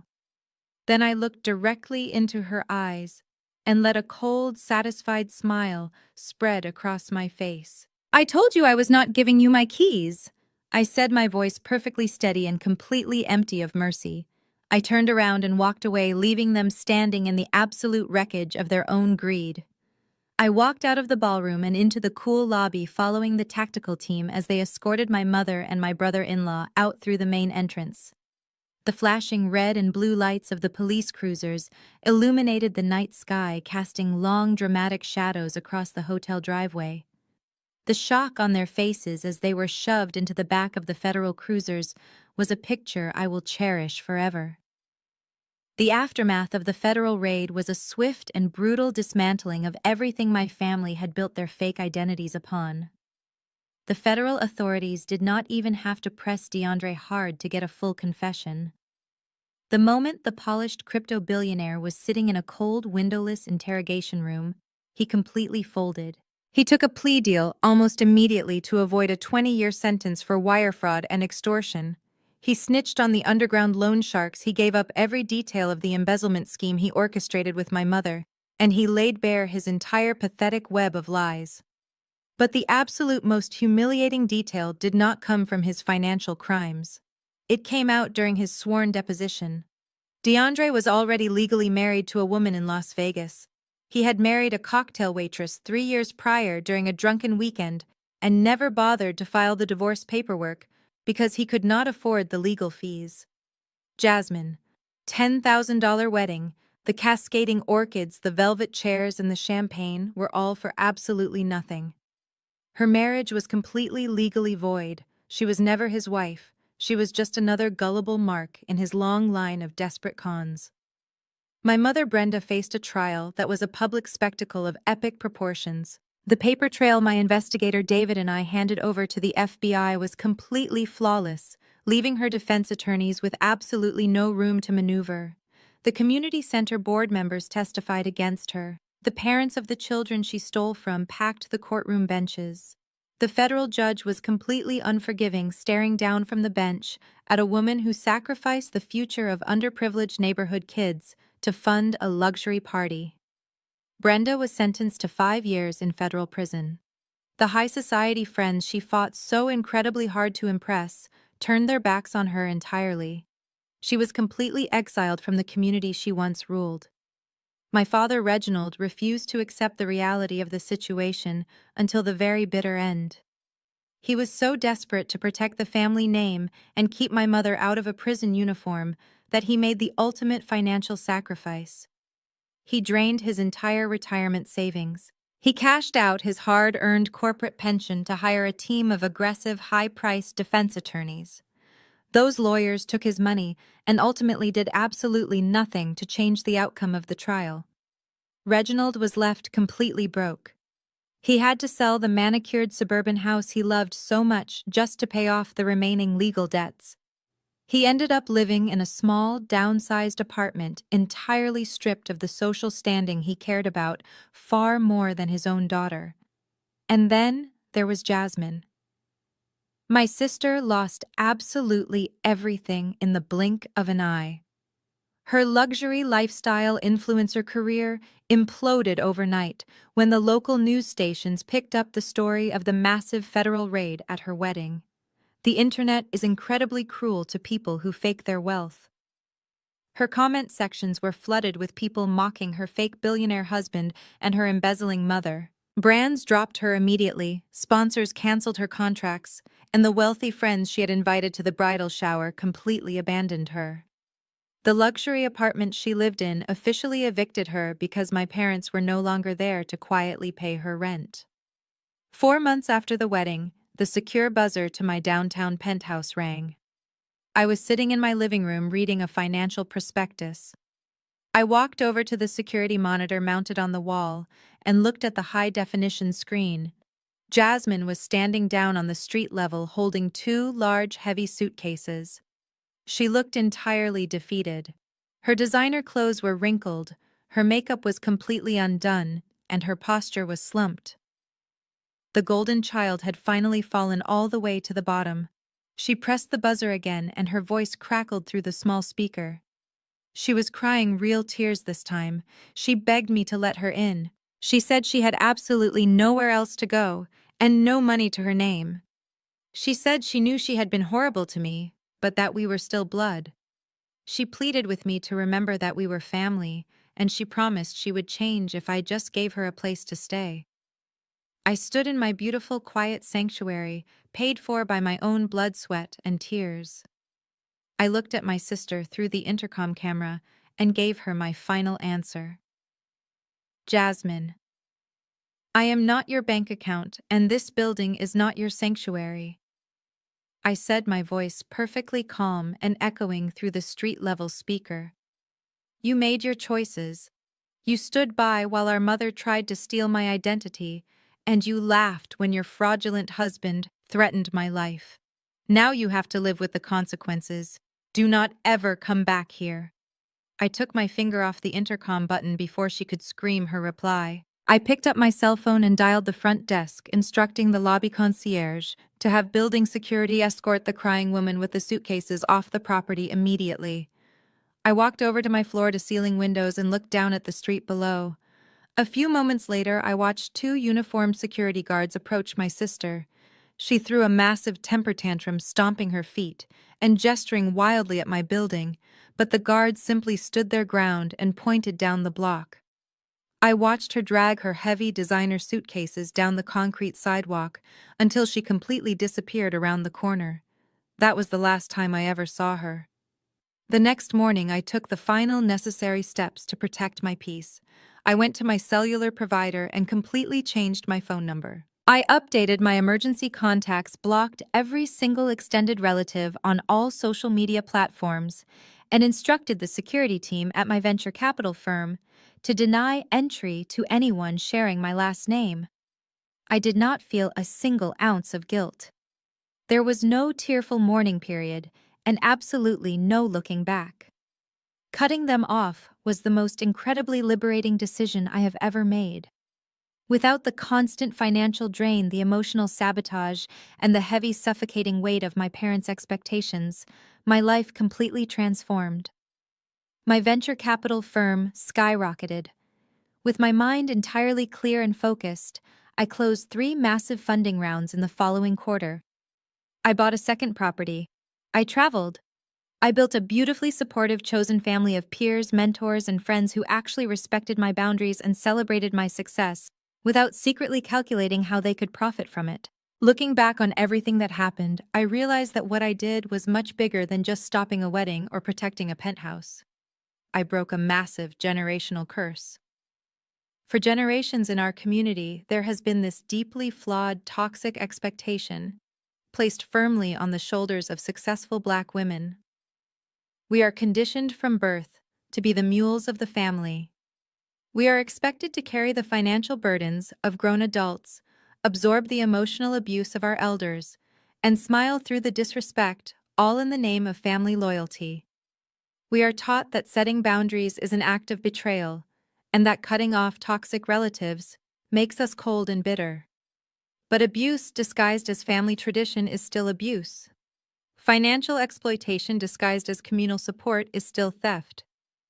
You do not owe your peace, your property, or your sanity to people who only view you as a resource. You do not owe loyalty to people who would gladly watch you drown, just so they can stand on your shoulders to keep their own heads above water. Being the one to break that cycle is incredibly isolating at first. It requires you to walk through the fire of public judgment and family exile. But on the other side of that fire is a level of freedom and authentic success that they could never even comprehend. I survived the guilt trips, the gaslighting, the physical assault, and the federal crimes. I stood my ground against a family that tried to consume me, and I came out entirely whole. I protected my empire because I was the only one who built it. Blood makes you related, but loyalty, respect, and boundaries make you family. If this resonated with you, drop a like, share this with someone who needs to hear it, and I will see you in the next story.